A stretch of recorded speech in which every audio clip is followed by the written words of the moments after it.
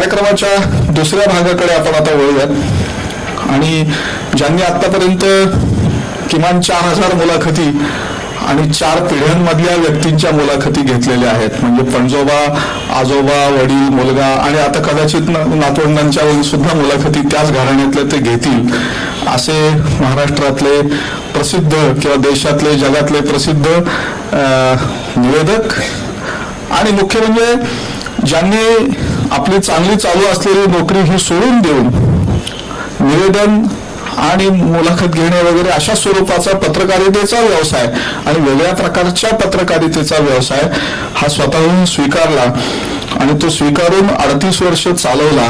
कारण त्यांनी तो व्यवसाय पूर्ण वेळ सुरू केला. तो दिनांक 30 मार्च 1980 या दिवशी चालू केला. तर ते श्रीयुत सुधीर गाडगीळ यांना मी विनंती करतो की आपण कृपया मंचावर आसनस्थ व्हावं. श्रीयुत गाडगीळ यांना आतापर्यंत एकूण 52 पुरस्कार हे प्राप्त झालेले आहेत आणि महत्वाची गोष्ट अशी की दूरदर्शन, आकाशवाणी, छापील मीडिया जो काही आहे तो सगळा, या सगळ्यावर त्यांनी काम केलेलं आहे आणि ते अत्यंत फायदेशीर पद्धतीने केलेलं आहे. त्याचं कारण अत्यंत सोपं आहे की ते मुळातले कॉमर्सचे आणि कॉस्टिंग या विषयाचे विद्यार्थी आहेत. त्यांचे मुलाखत घेणार आहेत श्रीयुत शैलेंद्र परांजपे. त्यांनाही मी विनंती करतो की आपण कृपया मंचावर आसनस्थ व्हावं. श्री शैलेंद्र परांजपे यांनी तितकेच अनुभवी असे पत्रकार आहेत. त्यांनी 30 वर्ष पत्रकारिता केलेली आहे. मराठी, हिंदी, इंग्रजी अशा सगळ्या भाषांमध्ये आणि परत एकदा प्रिंट, त्याच्यानंतर रेडिओ आणि टेलिव्हिजन आणि तत्सम इतर जे काही क्षेत्र असतील त्या सगळ्या क्षेत्रांमध्ये त्यांनी काम हे केलेलं आहे. ते सध्या DNA ह्या वृत्तपत्रामध्ये, ते वृत्तपत्र आता दुर्दैवाने पुण्यामध्ये नाही आहे परंतु मुंबईमधून त्याची आवृत्ती निघते. तर त्या वृत्तपत्रामध्ये ते वरिष्ठ सहाय्यक संपादक आणि मुख्यतः राजकीय विश्लेषक या नात्याने कार्यरत आहेत. मी फार वेळ न घेता या दोघांना विनंती करतो की कृपया आपण कार्यक्रमाचा प्रारंभ करावा. हॅलो, आवाज येतोय? चेक आवाज येतोय ना? थँक्यू. सुधीर गाडगीळ खरं तर या क्षेत्रामधले तेंडुलकर आहेत आणि आम्ही वर्षानुवर्ष मित्र आहोत. त्यामुळे फार नमुनाला गळावर तेल वगैरे केलं तर ताबडतोब ते माझ्यावरच आक्रमण सुरू करतील. म्हणून थेट मुलाखत म्हणजे काय, तर त्यांच्या मुलाखती ज्या आहेत त्या आपण टीव्हीवर बघतो, सगळीकडे मुलखावेगळी माणसं पाहिलेली असतात आणि ते त्यातनं किस्से सांगतात, ते किस्से रंगतात. पण मुळामध्ये सचिन तेंडुलकर सिक्सर मारताना पाहिला तरी तो शिवाजी पार्कला राऊंड मारताना आपण पाहिलेला नसतो, फक्त 6 दिसते. तर ते राऊंड मारतानाचा तेंडुलकर दिसावा असंही प्रयोजन आहे असं मला सांगण्यात आलं होतं की गाडगीळ कळावेत त्यांनी काय काय केलं आतापर्यंत. तर फार आधी न बोलता थेट मुलाखत सुरू करतो. आणि गाडगीळ तुम्ही सदाशिव पेठ, लोणी विखे दामल्या इथले, त्याच्यानंतर बरंच काय काय केलेलं आहे, पण मुळामध्ये बालपण कसं गेलं ते फार लोकांना माहिती नसतं. तर बालपणामध्ये गाडगीळ म्हणल्यानंतर, सदाशिव पेठीतले म्हटल्यानंतर ते सगळं संध्याकाळी हातपाय धुवायचे, परवाचा संस्कार, देवापुढे लाईट, काय दिवा बिवा ते सगळं होतं का? सर्वप्रथम माझे ज्येष्ठ स्नेही बहुलकर, वैष्णव, प्रदीप रावत, गोपाल पटवर्धन, त्याचप्रमाणे श्रीनिवास कुलकर्णी या सर्वांचं मी मनापासून आभारी आहे. कारण त्यांनी भांडारकर संस्थेमध्ये माझ्यासारख्या छोट्या माणसाची मुलाखत आयोजन करण्याचं ठरवलं. मी त्यांचा सगळ्यांचा मनापासून आभारी आहे. आपणा सर्वांचं मनपूर्वक स्वागत करतो. आणि सकाळपासून मला सगळे जे फोन येत होते त्यामुळे मी आतापर्यंत कधीही स्टेजवरनं बोलायला घाबरत नव्हतो. तर प्रथमच थोडा टेन्शनमध्ये गेलो, कारण मला बहुतेक सगळ्या कट्ट्यांवरनं असे फोन आले की राष्ट्रीय उद्योग संघटनेचे अध्यक्ष शैलेश परांजपे आपली मुलाखत घेणार आहेत. तेव्हा जरा बेचारी बोला, जरा त्याला काहीतरी तिरक्यात जाऊ नका. तर त्याची खात्री त्याला नक्कीच आहे, कारण तो मला त्या सगळ्यांपेक्षा जास्त ओळखून आहे. आता त्याच्या प्रश्नाकडे येतो. बालपण खरं तर माझं भाग्य असं की एकत्र कुटुंबामध्ये माझं संपूर्ण बालपण, अगदी 30वी पर्यंत मी एकत्र कुटुंबामध्ये होतो. अनेक आत्या, अनेक काका, आई वडील, आजी आजोबा अशा 4 पिढ्या घरातूनच सुरू झाल्या आणि त्यांच्यामध्ये वाढत गेल्यामुळे माणसाला सांभाळून घेणं, त्यांचे मूड सांभाळून घेणं याची सवय त्या एकत्र कुटुंबामध्येच मला मिळत गेली किंवा माझ्याकडनं घडवत गेले. त्या काळामध्ये आजी आजोबा असताना आजोबा माझे हे दासगणू महाराजांचे अनुग्रहित 1940 साली त्यांनी अनुग्रह घेतला होता. आणि दासगणू महाराज जाण्यापूर्वी साधारण मला वाटतं मी शाळेमध्ये असताना 6वीत असताना 1962 मध्ये शांताबाई गोखले हिंदुबा सभेच्या जिथे राहत होत्या तिथे दासगणू महाराज आलेले होते. तर मोठ्या मुलाचा मोठा मुलगा म्हणून मला ते त्यांच्याकडे घेऊन गेले आणि त्यांचं दर्शन करायला मला आजही दासगणू महाराज आठवतात. भव्य शरीरयष्टी, मोठं कपाळ, उघडबंब पोट आणि माझ्या कपाळावर हात ठेवला आणि त्यावेळेला ते काय बोलले ते मला कळण्यात एवढं अगदी समजून घेण्याचं वेळ नव्हतं. मी फोटो चालू याच्यात जमलो होतो, पण माझ्या आजोबांनी त्यांच्या डायरीत त्याची नोंद केली होती. ती डायरी आजोबा गेल्यावर सापडली आणि त्यामध्ये त्यांनी म्हटलं होतं की दासगणू महाराजांनी सांगितलंय 4 खात्यामध्ये अडकलेले आहात, हा जरा वेगळ्या वर्णाने गेला तो जरा अडवू नका. हे त्या लिहून ठेवलेलं मला नंतर त्यात पडल्यावर लक्षात आलं ही एक वेगळी बाब. पण आजोबा आणि आई वडील माझे हे 2 गोष्टीबद्दल जास्त कटाक्षाने बाळगत. रोज संध्याकाळचं जेवण परवाचं म्हणल्याशिवाय अजिबात मिळणार नाही.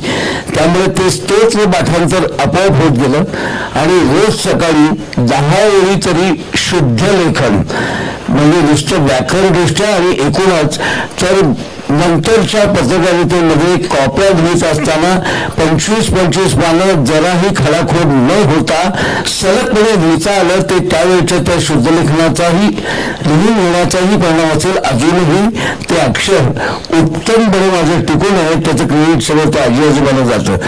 भांग्या पत्र्या सोरे मारुती मुरलीधराला खुण्या म्हणती अशी चित्रविचित्र नावं असलेल्या पुण्यातल्या देवदेवतांच्या देवळांमधनं मला माझे आजोबा घेऊन जात असत. आणि त्यामुळे नामा म्हणे, तुका म्हणे, ज्ञानदेव म्हणे असं दुसऱ्याने म्हटलेलं समोरच्या तिसऱ्यांना आपलंच असल्याच्या आत्मविश्वासाने सांगणारे आद्य परफॉर्मर मला भेटले, ज्यांच्यामुळे शब्दांची गोडी निर्माण झाली आणि सुरांची थोडी आवड निर्माण झाली.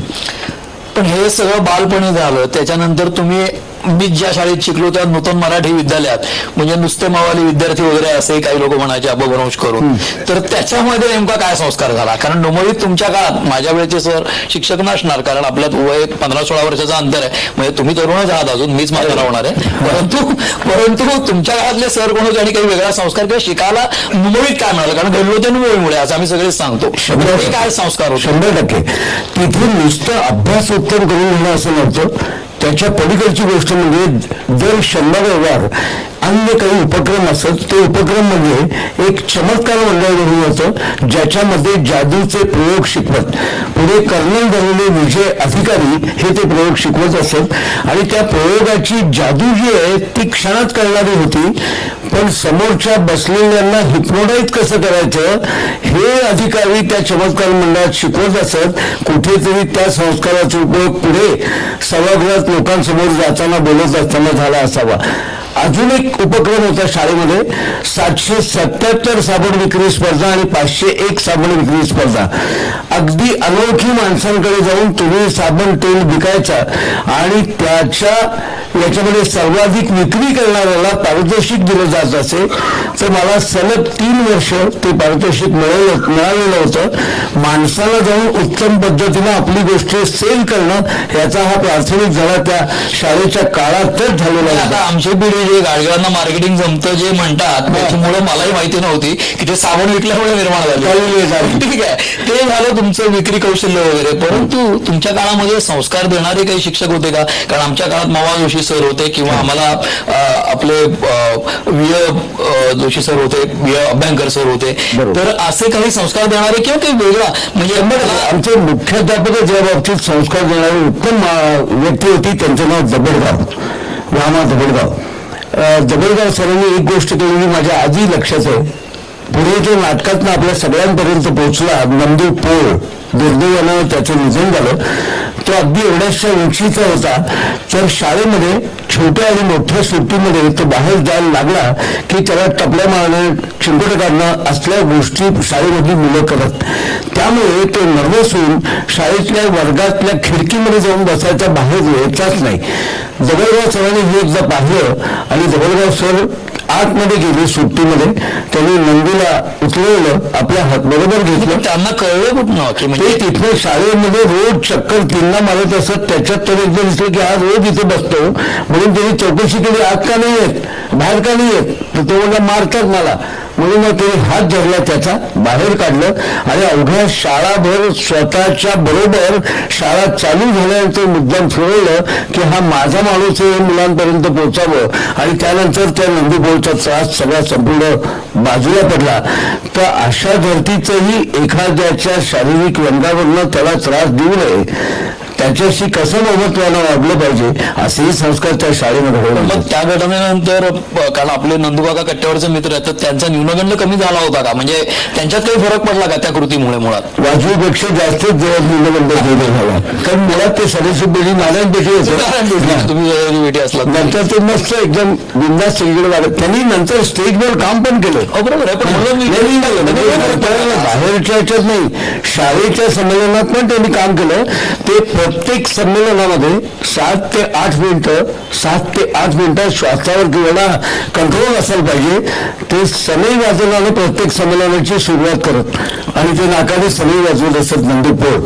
कदाचित पुढच्या त्यांच्या थिएटरच्या सगळ्याची सुरुवात शाळेच्या त्या व्यासपीठावर सरांच्या त्या घटनेमुळे कदाचित घडली. तुम्ही मग महाविद्यालयामध्ये बीएमसीसीचा उल्लेख येतो काय? महाविद्यालयात म्हणजे शरद पवारांपासून सगळे अतिरथी शिकले, पण तुमच्या निवेदनाची सुरुवात तिथे झाली आहे महाविद्यालयात का ती नंतरच्या काळात आहे? नाही, अगदी खरं सांगायचं तर त्यावेळेला मी याचं निवेदन करतो म्हणून नव्हतो गेलो, पण माझी सुरुवात थोडी तिथेच झाली. कारण तिथल्या संमेलनामध्ये पुढे वासोडे विठोबाजवळ रजनीकांत घन म्हणून एक होता, त्याचा ऑर्केस्ट्रा होता. आणि हे मेलोडी मेकर्स वगैरे सगळं व्हायच्या आधी त्याचा ऑर्केस्ट्रा माहितीच नव्हता कोणाला. तो कॉलेजमध्ये नेहमी ऑर्केस्ट्रा करायचा. तर त्याच्यामध्ये त्यांनी मला बोलवलं की तू आमच्या याचं निवेदन करशील का? तर खरं तर मला बोलवलं कशामुळे मला कळेना, पण मग मला नंतर त्यांनी सांगितलं की आजही ती स्थिती तशीच आहे. महाराष्ट्र कॉमर्स कॉलेजच्या मध्ये मूळ इमारतीच्या पुढच्या बाजूला अशा पायऱ्या आणि त्या पायऱ्या मैदानात उतरतात आणि पुढे मोठं मैदान आहे. त्या पायऱ्यांच्या इथे झाडं आहेत उत्तम सावली देणारी. मी त्याला बोधिवृक्षाचा कट्टा म्हणायचो. म्हणजे हे मीच लिहायचं. आणि हे मी लिहिण्याचं कारण, हे लिहिलं म्हणजे कुठे सांगतो, हे लिहिण्याचं कारण असं की कॉलेजचं एक हस्तलिखित रोज लावलं जायचं आणि त्याचे त्यावेळेला जे संपादक होते आनंद A.V. कुलकर्णी म्हणून, त्यांनी आणि नंतर कोपेडेकरांनी मला असं सांगितलं, मी त्या दरम्यान कॉलेजला असतानाच थोडं वर्तमानपत्रात घ्यायला लागलेलो होतो. महाविद्यालयात असतानाच नोकरी करायला लागलो. आणि ती का केली तर मला ह्याच क्षेत्रात जायचं होतं की माणसं अधिकाधिक कुठे भेटतात आणि बोलायला हौस कुठे भागते तर पत्रकारितेमध्ये. म्हणून मी खरं तर इकडे यायचं ठरवलं, पण लगेच नोकरी मिळणं शक्यच नव्हतं. म्हणून म्हटलं आपण उमेदवारी आपली कॉलेजच्या काळातच सुरू करूया. कारण कॉमर्स कॉलेजला भरपूर वेळ, सकाळचे 2 तास सोडले तर नंतर रिकामच असतो आणि तेही अटेंड करावे असं काही नसतं, असं काही बंधन नाही. शरद पवार जे म्हटले ते मी शेवटच्याच वाकडावर बसायचो. म्हणजे कधीही मला जाता यायचं बाहेरच जास्त 2 दावे होते आमच्या इथल्या वर्गांना. तर त्याच काळामध्ये मी सुरुवात केली. ते वाचन पाहून आपलं लिहिलेलं वाचून त्यांनी मला नियतकालिक काढायला सुरुवात केली होती. आणि मग गप्पा व्हायच्या. त्या गप्पांमध्ये पत्रकारितेने जे ना नॉर्मल माणसापेक्षा थोडं भोवतालचं सगळं जे अनुभवायला मिळतं त्याची गंमत किस्से असं काय मी बघायचो. ते ऐकून भोवतालची सगळी मंडळी त्या बोधिवृक्षाच्या कट्ट्यावर एकत्र जमत असत. तुम्ही बुद्ध होतात त्यांचे? बुद्ध होतो, पण म्हणजे त्यांना गंमत आणायचो. आणि ते पाहून त्या सगळ्या मुलांनी असं ठरवलं की तूच स्टेजवर जा आणि कर. कारण कॉमर्स कॉलेजमध्ये एकही कार्यक्रम सरळपणे होत नसे. खूप होते, पाडणाऱ्यांची संख्या खूप होती. आणि त्यामुळे काय करायचं, घाबरतील सगळे जोडले. तू असेल का? म्हणजे माझा बळी द्यायचं ठरवलं आणि मी जायचं ठरवलं. आणि त्या ऑर्केस्ट्राचं निवेदन करायला म्हणून मी गेलो. त्यामुळे माझे केस खूपच वाढलेले होते. आणि मी स्टेजवर जाता क्षणी पाठीमागच्या बाजूने आवाज आला, हो गाडवी कटिंग करून या की. हसा आला. आणि हसा आल्यानंतर आता सगळं बोंबलत जाणार असं लक्षात आलं. त्याच वेळेला मी त्या आवाजाच्या दिशेने बघितलं आणि म्हटलं, अरे तुम्ही तिथेच वाटतं, मी तुमचीच वाट बघत होतो. मध्यंतरामध्ये आतमध्ये आणि माझी करून टाका. हे उत्स्फूर्त उत्तर दिल्यामुळे पुढची 3ही वर्ष कॉलेजमधली कोणीही वाटेला गेलं नाही. आणि रितसर कार्यक्रम तिथे सुरू झाले. माझे निवेदनाचा थोडासे सुरुवात म्हणता येईल ती तिथे होती, पण ती मला आवडणारी नव्हती. कारण मी मराठी असेल आणि आपल्या त्यावेळेच्या मराठीपेक्षा येणाऱ्या तितपत मोडक्या जोडके हिंदीमध्ये निवेदन करायचं होतं. त्याचं कारण असं, हिंदी का निवेदन? त्याचं कारण हिंदी गाण्याचा कार्यक्रम होता आणि त्या घमची आवड होती आणि मला घमकडे करायचं होतं, तर अटीनुसार करायला. तेव्हापासून असंच आहे की ज्याची असेल बॅट वगैरे त्यांनीच खेळायचं, त्यांनी सांगेल त्या भाषेत निवेदन. त्याच्या पलीकडे माझा व्यावसायिक दृष्टिकोन असा की ज्याच्याकडे आपल्याला तो पुढे रितसर करायचा असेल तेव्हा त्याचं ऐकलं पाहिजे. आपण तर काही वेगळा आम्ही नोकरी असले पण आम्हाला कसं की ते काही लिहून चालतं, आम्हाला तो सांगेल त्या भाषेत करा, याच्यावरच करायचं. आणि आपण ऑर्केस्ट्रा नावा काढू शकत नाही ना, मग ज्याच्याकडे तो आपल्याला घेतो त्याच्याबद्दल तुम्ही जायचं. पण तुम्हाला गेल्यानंतर आपलं राज्य करता येतं ना. तुम्हाला महाविद्यालयात जसं तुम्ही निवेदनाची सुरुवात झाली आणि त्याला कटिंगला बोलवलं मध्यंतरात तुम्ही, तसं महाविद्यालयात काही शाळेसारखे उपक्रम होते का की ज्याच्यातून तुम्हाला काही शिकता आलं? कारण बीकॉम तुम्ही झाला ते सगळ्यांना माहिती आहे, परंतु महाविद्यालयात काही शिकता आलं का वेगळं? म्हणजे त्याच्यामध्ये आय डोंट नो की कॉमर्सला प्रॅक्टिकल असायची तुमच्या काळात असं मी ऐकलं होतं, कारण आम्हाला विज्ञानाला होतं. कॉमर्स कॉलेजमध्ये कॉमर्स काय करायचं सांगतो ना, कॉमर्स असोसिएशन म्हणून संस्था होती, संघटना होती आणि त्याच्या मार्फत तुम्हाला सेल्स मॅनेजमेंट, ऍडव्हर्टायझिंग या सगळ्या शिकवल्या जाणाऱ्या विषयाचं प्रॅक्टिकल ज्ञान द्यावं हा हेतू त्यामध्ये होता. आणि त्याचं जबाबदारी बघायचे पुढे विद्या बँकेचे झालेले आणि विद्यमान ज्यांनी काढली ते जोशी सर प्राध्यापक आणि SG बापट ह्या दोघांनी त्याचं लीड घेतलेलं होतं. त्यांनी आम्हाला काय केलं की तुम्हाला ऍडव्हर्टायझिंग तुम्ही या पुस्तकात शिक्षा जवळ नको, तुमच्यातल्या 10 जणांना आम्ही बोलणाऱ्यांना निवडतो आणि आम्हाला 10 जणांना घेऊन ते मुंबईला गेले आणि मुंबईतल्या हिंदुस्तान फंक्शन्स ऍडव्हर्टायझिंग किंवा अशा नामवंत 4 संस्थांच्या मध्ये जाऊन तिथे राष्ट्रीय स्तरावर ऍडव्हर्टायझिंग एजन्सीचं काम कसं चालतं याची सगळी प्रॅक्टिकल माहिती आम्हाला तिथे भेट देऊन घडवली.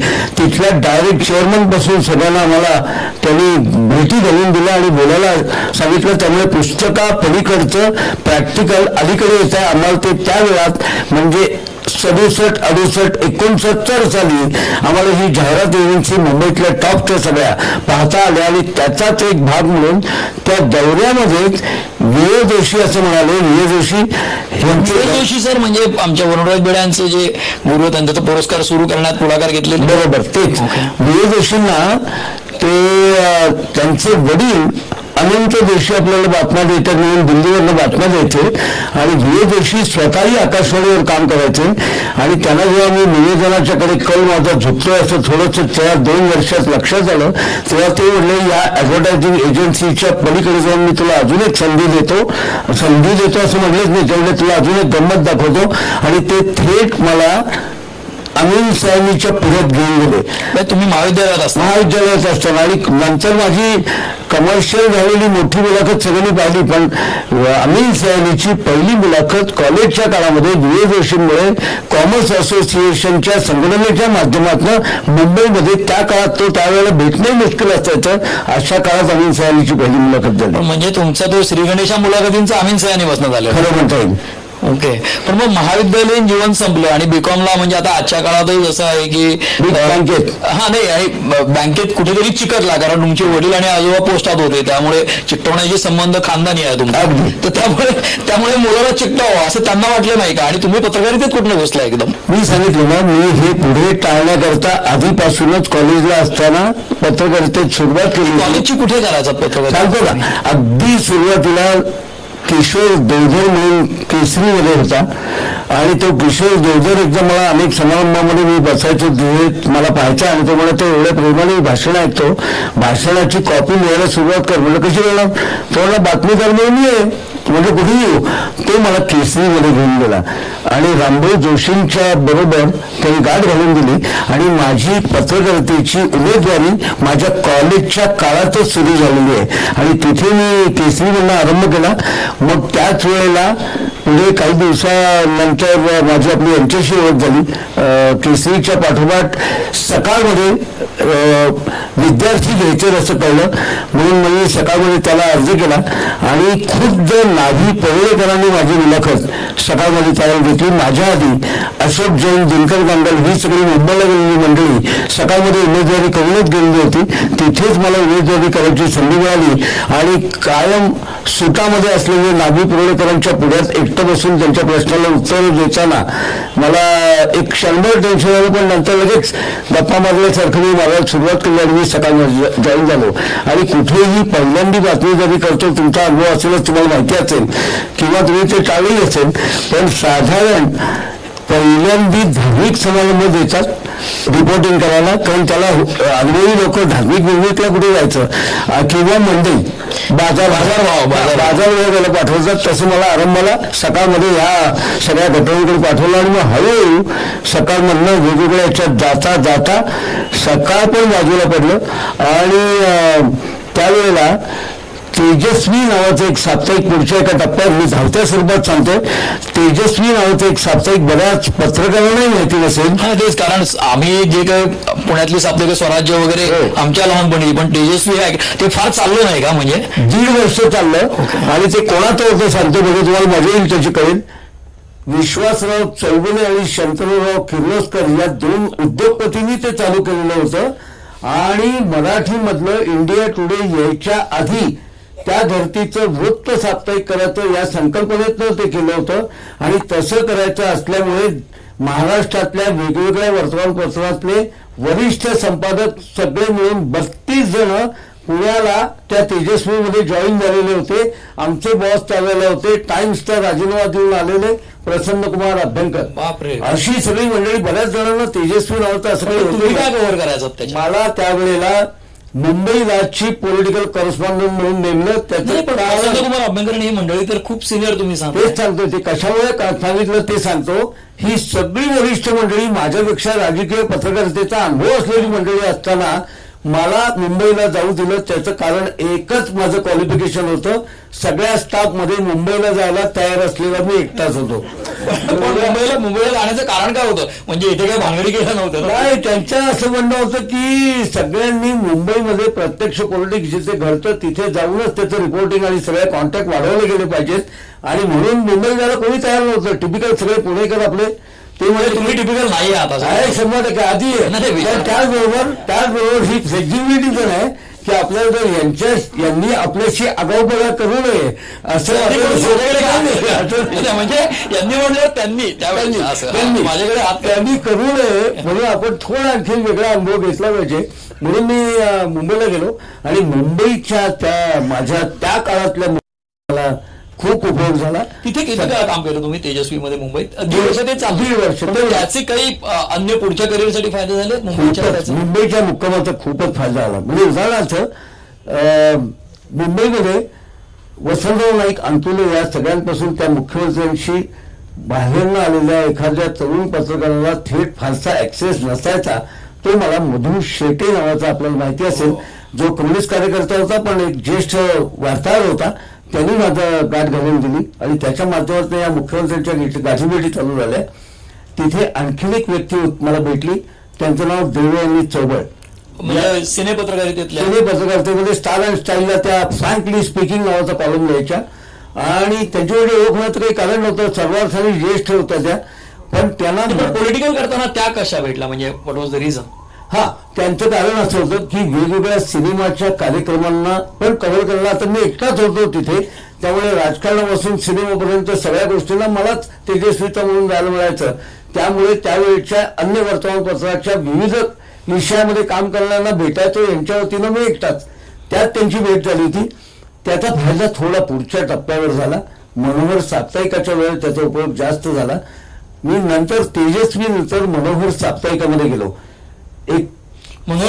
7 जानेवारी 1973 मुकुंदराव किर्लोस्करांनी असा निर्णय घेतला. म्हणजे किस्त्री मधलं त्याच्यामध्ये किर्लोस्कर मनोहर स्त्री मासिक होती, त्यातलं मनोहर युवकांकरता आणि साप्ताहिक करायचा असा निर्णय झाला. आणि दत्ता सराफ त्याचं सगळं काम बघत होते. तर मुकुंदरावांच्या सौजन्याने दत्ता सराफांच्या पुढाकारांनी मला तिथे त्यांनी आमंत्रित केलं की युवकांचं सगळं जग बघायचंय तर तू इथे ये. आणि त्या निमित्ताने मी मनोहरमध्ये आल्यानंतर त्या मनोहर साप्ताहिकाचा मोठा फायदा असा झाला की पुन्हा एकदा मुंबईच नव्हे फक्त तर अवघा महाराष्ट्रातल्या प्रत्येक गावागावामध्ये मुकुंदराव मला जाऊ देत असत. आणि तिथल्या घडणाऱ्या घटनांची दखल घेऊन त्याच्यावर बघून अनुभवून लिही, तिथल्या माणसांना भेट आणि त्या माणसांचे संबंध जोड. तर हे सगळं जे माझं संपर्काचं क्षेत्र निर्माण झालं ना, त्याला तो सगळा तेजस्वी मनोहरचा काळ कारणीभूत आहे. आणि त्यातनं अनेक प्रकरणं त्यावेळेला मी पत्रकार म्हणून बऱ्याच जणांना मी माहिती नाही असा समाज. तर त्या काळामध्ये मी आपल्याला उदाहरण देऊन म्हणून सांगू शकेन, नामांतर आंदोलनाच्या वेळेला मराठवाड्यातल्या प्रत्येक गाव आणि गाव मी गेलेलो होतो आणि प्रत्येक नेत्याला भेटलेलो होतो आणि त्याच्यावरचे विशेषांक आधी मी आणि नंतर अनिल अवचटनी काही भाग केलेला होता. बसमत गोळीबार प्रकरण झालं होतं त्यावेळेला मी तिथे गेलेलो होतो. बंकट स्वामी महाविद्यालय प्रकरण म्हणून केशरभाई क्षीरसागरांनी आमच्यावर केस केली होती त्यांचं लिहिलेल्या लेखाबद्दल. त्यावेळेला तो सगळा अगदी मराठवाड्यातला ग्रामीण भाग मी तिथे सगळीकडे या सगळ्यांच्या बरोबर जात होतो, त्या गावागावांमध्ये जात होतो. मनोहरच्या ह्याच्यामध्येच या टप्प्यावर एकदा देवयानी चौबे भेटल्या आणि त्यांची इच्छा काय होती की माझा इंग्रजी साप्ताहिकामधला फिल्म कॉलम एवढा सुपरहिट आहे त्यांचा देवयानीचा, आणि मी मात्र मराठी, म्हणजे ती मराठी होता पण आपल्याला मराठीत कोणी विचारत नाही. तर मी मुकुंदवांशी थेट बोललो आणि म्हटलं त्यांचं खरंच उत्तम संपर्क आहे, तर आपण त्यांना आपल्याकडे स्तंभ द्यायला सांगितलं तर. मराठी येत होतं का लिहिता? त्यांना मराठी नीट येत नव्हतं, मराठी बोलायचं उत्तम पण मराठी लिहायची सवयच नव्हती. कारण इंग्रजी पत्रकारांना मराठी लिहायचं म्हणलं की अंगावर काटा आहे. नाही, त्यांना नीट मराठीतलं लिहिता येत नव्हतं. ते बोलायच्या पण इंग्रजी, पण माझ्याशी बोलताना मराठी तुलनेने याला इंग्रजी कळतं की नाही असं होईल तर माझ्याशी मराठीत बोलायच्या. तर त्या तुम्ही अभिनय करत असाल कळलं, मी मस्त कळल्याचं करत होतो. तर त्या करत असताना एकदा त्या मला म्हणाल, मी त्यांना विचारलं म्हटलं असं असं आमचं मनोहर साप्ताहिक आणि मनोहरचा खप त्यावेळेला खूप प्रचंड झालेला होता, जवळजवळ 1 लाखापर्यंत खप त्यावेळेला साप्ताहिकाचा मराठीमध्ये त्या काळात 73, 74, 75 म्हणजे रॅगिंग प्रकरण त्यावेळेला आम्ही काढलं होतं. पहिल्यांदाच महाराष्ट्रामधलं रॅगिंग प्रकरण हे मनोहरमधनं आलं, नागपूरमध्ये झालेलं होतं. कॉलेजमध्ये ज्येष्ठांनी नव्या येणाऱ्या मुलाला छळणं, तर हे फारसं दैनिकाची दखल त्यावेळेला घेतली. म्हणजे रॅगिंग हा शब्दही वापरला जात होता त्यावेळेला पहिल्यांदा मनोहरमध्ये आला आणि त्याच्या कारण तिथे आम्हाला कळला नागपूरमध्ये गेला रॅगिंग. तुम्ही त्याला नागपूरला जाऊन रिपोर्टिंग केलं होतं? मी स्वतः नागपूरला गेलो, मी एका हॉस्टेलवर राहिलो जिथे ते या पद्धतीनं रॅगिंग करतात असं कळलं होतं. त्या हॉस्टेलवर राहिलो, त्या हॉस्टेलमध्ये रॅगिंग करणारे येऊन हा बाहेरचा कोण आला म्हणून मलाही दंबाजी केली. मी आत्ता घाबरलेलो होतो, पण मी आव असा आणला की मी इथे आलेलो आहे तिथे नुमवी टपक. तर मी म्हटलं मी इथे ज्या अर्थी येण्याचं धैर्य केलंय त्या अर्थी मी बाहेरच्या बाजूनी काहीतरी बंदोबस्ताची व्यवस्था केल्याशिवाय आलो असेल असं तुम्हाला वाटतं काय, असं उगाच आवाज चढवून म्हटलं. आणि त्यालाही म्हटलं हा एवढं डेअरिंग करतो बाहेर सगळा बंदोबस्त केलेला असेल म्हणून ते निघून गेले. आणि त्यामुळे मला ऑन द स्पॉट सगळं रॅगिंगचं रिपोर्टिंग करून मनोहरचा विशेषांक रॅगिंगचा काढता आला. मराठवाडा आम्हाला प्रकरण रॅगिंग होतं. आणखीन त्याच काळामध्ये पुढे पुण्यामध्ये हे झाले बघा आपले जोशी अभ्यंकर हत्याकांड. जर जोशी अभ्यंकर हत्याकांडाच्या काळामध्ये 75 मला वाटतं, आणि त्या काळात तुम्ही ऍक्टिव्हली पत्रकारितेत होतो, तर त्या काळामध्ये जोशी अभ्यंकर हत्याकांडाचं सविस्तर रिपोर्टिंग मी करण्याचं मी भाग्य मिळत नाही पण ते करता आलं. त्या काळामध्ये आम्ही रात्री हे समाधान रेस्टॉरंट आहे म्हणजे आपले कट्टे आता आहेत तसं कट्टा होता बेलबाग चौक. बेलबाग चौकात असण्याचं कारण काय होतं? त्याचं कारण नंतर आण्यापानवाला आपला बरोबर तिथे कोण होते सांगतो ना. नंतर आपण ज्याला नमस्कार करायचो ते दगडूशेठ श्रीमंत दगडूशेठ हलवाईचे प्रतापराव गोडसे यांचा पानाचा ठेला होता. त्यांचं पानाचं स्वतः पान लावून देत असत, इतकं चक्क पानवाले होते ते. आणि त्यांच्या कट्ट्यावर आम्ही पान खायला जायचो आणि तिथेच का खायला जायचो तर त्यावेळेला ऑफिस वगैरे सगळं कॅम्पात, पण सगळा शहराचा क्राईमचं सगळं हे बघितलं जायचं फरसखान्यात. त्यामुळे फरसखान्याचं रिपोर्टिंग करायला क्राईम रिपोर्टिंगचं काही वेगळं हवं असेल तर उत्तर रात्रीत जास्ती करून जाता येतं. त्यामुळे आम्ही तिथे पान खात गप्पा मारतो, जसे आपण आम्ही किंवा इकडे बसतो तर तिथे आम्ही बसलेलो असताना एका रात्री माझ्या बरोबर त्यावेळेला प्रकाश जाधव नावाचा फोटोग्राफर होता, पुढे तरुण भारतला जो छायाचित्रकार झाला तो, आणि मी बसलेलो होतो. आणि तेवढ्यात एकदम पोलिसांच्या गाड्या वेगाने डेक्कनच्या दिशेने जाताना दिसल्या. त्या पाहिल्यावर म्हटलं अरे काहीतरी गडबड आहे, तो आज आपल्याला या व्यवसायाने येतो. त्याप्रमाणे माझ्याकडे तर सायकलच होती, मी त्याच्या स्कूटरवर बसलो प्रकाश जाधवच्या, आणि प्रकाश जाधव बरोबर मी निघालो. कुठे जाणार माहित नव्हतं. आम्ही जाऊन थांबलो पोलिसांच्या मागोमाग अभ्यंकरांच्या घरी समोर स्मृती. पाचही प्रेत तिथे पाहणारे आम्ही दोघं पहिले होतो पोलीस सोडून. अभ्यंकरांच्या घरातली 5ही प्रेतं मी तिथे पाहिली. तो फोटो काढत होता आणि त्यावेळेला अजून एक जण फोटो काढत होता. तो कोण आहे काय आम्हाला कळत नव्हतं, पण तो सकाळ करता आला असं त्यांनी सांगितलं. मग मी दुसऱ्या दिवशी तर सकाळमधला त्याचा फोटो पाहिला आणि आपल्याला ह्याच्यावर कधीतरी पूर्ण स्टोरी करायला लागेल म्हणून मी सगळी दैनिकं ठेवून देत होतो. तशी सगळी दैनिकं ठेवली ती आणि पूर्ण जेव्हा स्टोरी करायची ठरवली आणि त्या दिवशीचा तो अंक मी बाहेर काढला, त्यावेळेला सकाळच्या त्या फोटोच्या खाली, त्या 5ही प्रेतांच्या फोटोच्या खाली ओळ होती, छाया राजेंद्र जक्कल. ज्यांनी खून केला त्यांनीच आमच्याबरोबर फोटो तो काढत होता. हे तो फोटो काढेपर्यंत आम्हाला कल्पना पण नव्हती आणि तो तिथे फोटो काढत होता. हे काहीच नाही. त्याच काळामध्ये महाराष्ट्रीय कलोपासकचे प्रयोग जोशी लोखंडे प्रकाशनाच्या टिळक रोडवरल्या त्या वास्तूमध्ये आतल्या बाजूला गिरिजाच्या अलीकडच्या बाजूच्या गल्लीत तिथे विजयनगर कॉलनीकडे आल्या. विजयनगर म्हणून नाही, मेन रोडवर छोटा तिथे होत असत. तर तिथे काम करणाऱ्यांना ही सगळ्या वातावरणामुळे पुण्यात 7 नंतर कोणी बाहेर जात नसत, इतकी दहशत होती. तर नाटकात काम करणाऱ्या 2 मुलींना सोडायला आमच्या या सगळ्या, मी तिथे डोकायचो कारण मला जरा नाटकाचं थोडी आवड निर्माण होत होती. महाराष्ट्र कलोत्सवच्या तिथे असताना त्या 2 मुलींना घरी सोडायला म्हणून आमच्यातलाच एक जण मुलगा त्यांना रोज सोडायला जात येत होता. नंतर हे आता मी मध्ये बोलण्याचं कारण असं की मी ज्या जक्कल सुतारचं सांगतोय त्यांना सगळ्यांना जेव्हा अटक झाली, जक्कल सुतार जगताप या सगळ्यांना, त्यावेळेला त्या ज्या 2 मुली ज्यांना घेऊन तो सोडायला जात होता त्यांना हॉस्पिटल ऍडमिट करायची वेळ आली. आम्हाला कळलं ना नेमकं काय झालं. तर त्या म्हणाल्या की हा जगताप जो अटक झालाय तोच आम्हाला सोडायला येत होता आणि तो रोज जाता येता या सगळ्या खुनांबद्दल त्यांच्याशी गप्पा मारत होता. त्यामुळे त्या हदून गेलेल्या होत्या. असं एक वेगळं जग, क्रिमिनल यांचं वेगळं जग कळलं. आणि त्याच्यात त्या भागापुरतं एक सांगतो की पुढे राजदत्त नावाचे जे दिग्दर्शक आहेत मराठीतले, त्यांना माफीचा साक्षीदार काढायचा होता. तर मला म्हणाले की माफीचा साक्षीदार तू ते सगळं जक्कल सुतार सगळं कव्हर केलंस ना. म्हटलं हां. तुला थोडं तरी ते ओळखत असतील. म्हटलं मला ते वेगळ्या अर्थाने ओळखतात, मला ते क्रिमिनल आहेत नंतर कळलं, पण ते सुभाष चौतड या चित्रकाराचे विद्यार्थी होते, म्हणजे गिरीच्या समोर सुभाष होता. तर म्हटलं तिथे येणारे चित्रकार उत्तम आहेत ते सगळे. तर म्हणे मग राजदत्त म्हणले आपल्याला त्यांना फाशीत जाण्यापूर्वी बघता येईल का, भेटता येईल का. म्हणजे जक्कल सुतारला जेलमध्ये, कारण यांना सिनेमा काढताना जरा वास्तव काय ते पाहायचं होतं. म्हटलं प्रयत्न करतो आम्ही. गृह खात्याकडे परवानगी घेतली, शेख नावाच्या इन्स्पेक्टरवर जबाबदारी सोपवली गेली आणि आम्ही ते फाशीला जायच्या आधी 5च दिवस तिथे जेलमध्ये जाऊन फाशी सेलला जायच्या आधी त्यांना तिथे भेटायला गेलो. तुम्हाला आश्चर्य वाटेल, जनरली 3-4 दिवसावर फाशी असली की गेल्यातच माणूस जमा असतो.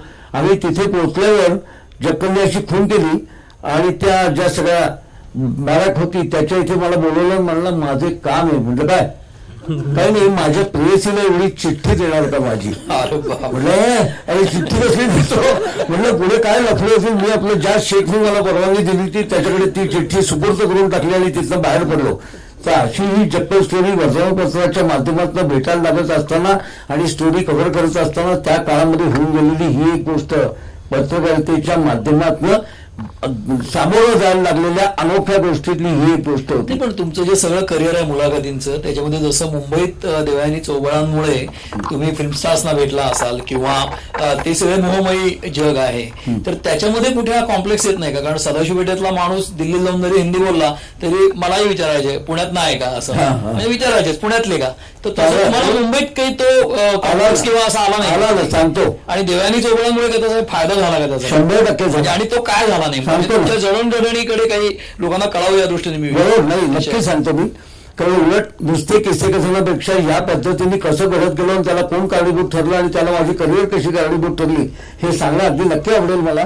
त्या काळामध्ये देवयानी चौबळ बरोबर मग काय व्हायचं की तिला मराठीमध्ये मी कॉलम तो मी नव्हता दिला होता मुकुंदराव किर्लोस्करांनी, मी माध्यम ठरलो म्हणून तिथे पद्धत काय होती. म्हणजे तुम्ही लिहायचा का ते सुरुवातीच्या टप्प्यावर दर बुधवारी सकाळी 11:30 वाजता ती मला मुंबईला बोलवायची. मी डेक्कन गुंडी मुंबईला जायचो. ती नॅशनल स्पोर्ट्स क्लब मध्ये राहायची, भाजी अलीच्या समोर तिथे राहायची एक खोली घेऊन. कारण तिच्या घरातले सगळे भाऊ आणि वडील एका दिवशी अपघातात गेले होते. ज्यांच्या नावाने रेसकोर्सवर सर चौबळ कप आहे ते तिचे वडील मोठं घराणं कॅम्बे हाऊसला राहत होते, जिथे पोलही पुढे राहत होते. तर त्या बाईंच्याकडे त्या मला बोलवायच्या. 8 नंबरची रूम होती. मी जाऊन नॉक करायचो आणि आत गेलो की मग आम्ही गप्पा मारायचो, बोलायचो. मग त्या मला काय काय माहिती विचारायच्या. मग आधी लिहिलेलं वाचून दाखवायचं, मग त्या दुरुस्ती मी करायचो. नंतर त्या म्हणजे आता दुरुस्ती करू नको, आता मी व्यवस्थित लिहिते. आणि नंतरच्या टप्प्यावर त्या म्हणायच्या आज हा स्टुडिओ, हे कलावंत यांच्याकडे आपल्याला जायचंय आणि त्यांना आपल्याला भेटायचंय.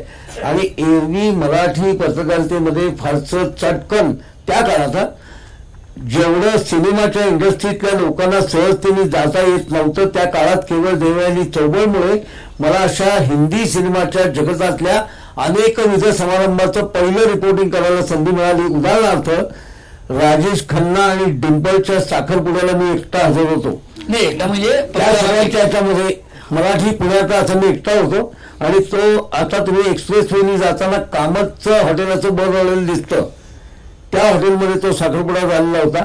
तर तिथे मला ही घेऊन गेलेली होती देवयानी चौबळ. मग बातमी दिली का नाही त्याची तुम्ही साप्ताहिकात? मनोहर साप्ताहिकामध्ये अख्खी स्टोरीच लिहिली, जो अंक आजही माझ्याकडे उपलब्ध आहे.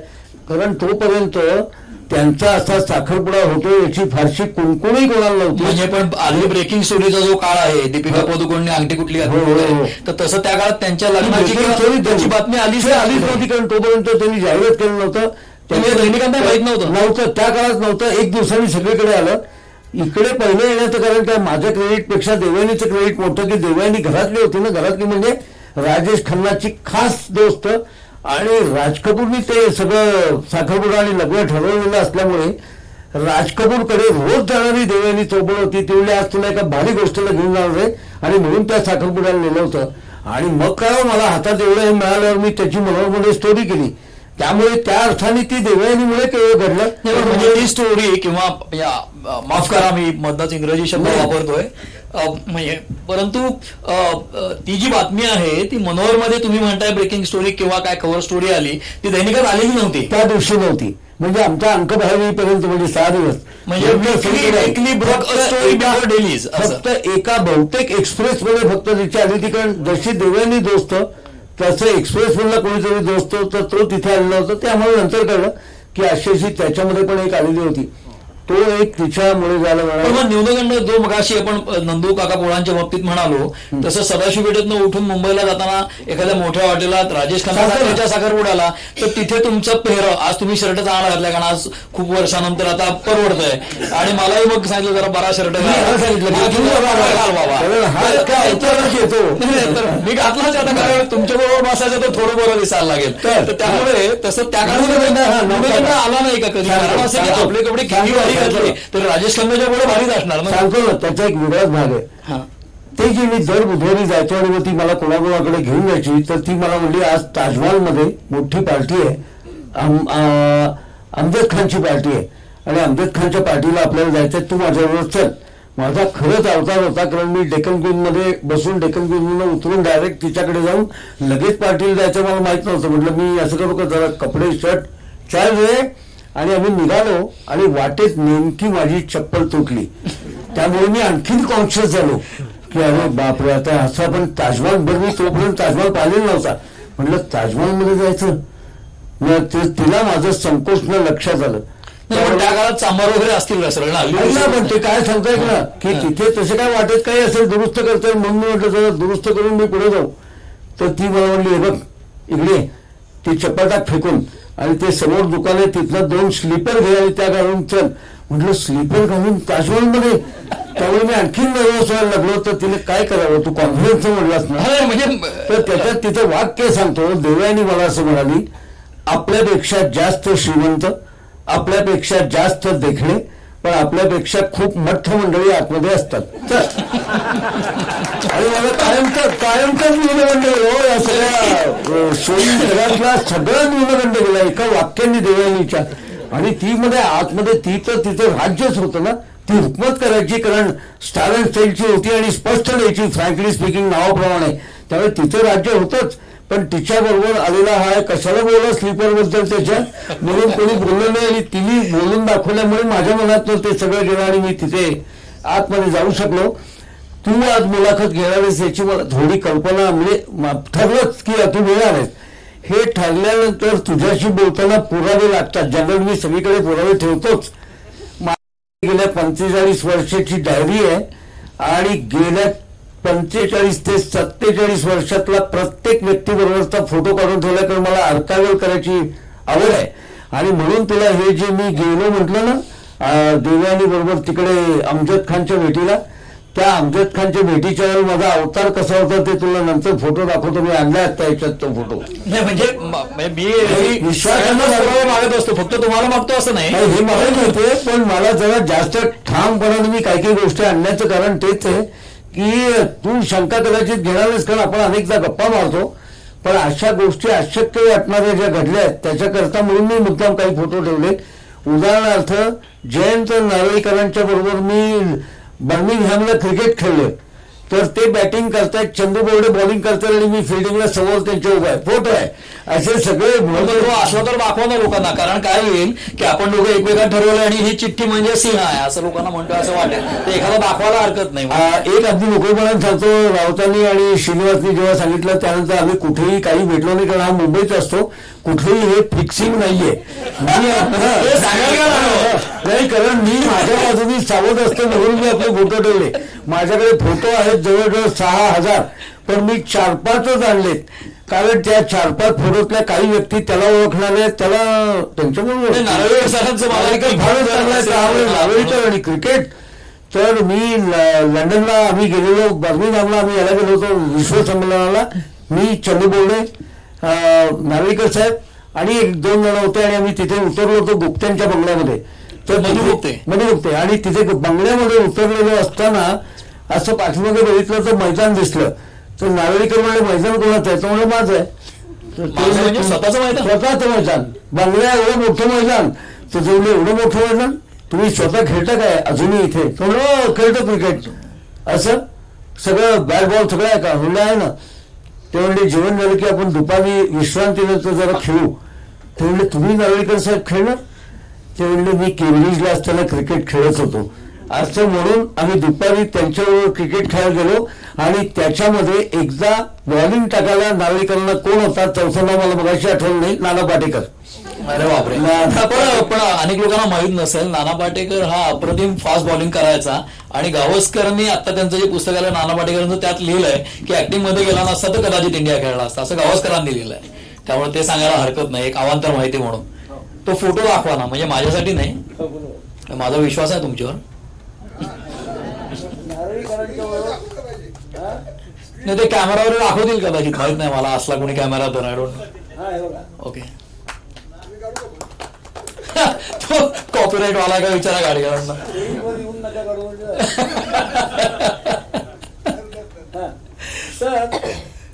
बापरे. त्यानिमित्तानं अशा काही काही अनोख्या प्रसंगाला मला जाता आलं आणि ते सगळं त्या मुंबईच्या काळामध्ये घडत गेलं. पण जसं ते देवयानी चव्हाणांमुळे तुम्ही मनोहरचा टप्पा आहे, तसं तुमच्या आयुष्यात दूरदर्शनचा एक मोठा टप्पा आहे. तुम्ही पुण्याच्या आकाशवाणीच्या बातम्या देत होतात, कारण सुधा नरवणे प्रादेशिक बातम्या देत आहेत, तर त्या काळात तुम्ही देत होतात. ते कसं घडलं मुळात, म्हणजे आकाशवाणीकडे कसं गेलात? त्याचं काय कारण होतं का? मध्यमवर्गीय घरातल्या मुलांनी पत्रकारिता करताना आजही पगाराची मुंबई तर तेव्हाही तशीच असायची का?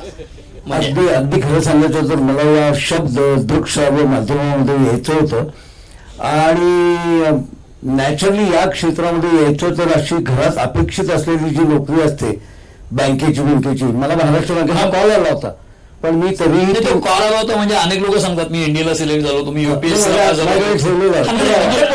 काय. मी पत्रकार म्हणून नाही विचारत, कारण पुण्यात आहोत आपण, त्यामुळे चिरफाड होऊ शकते.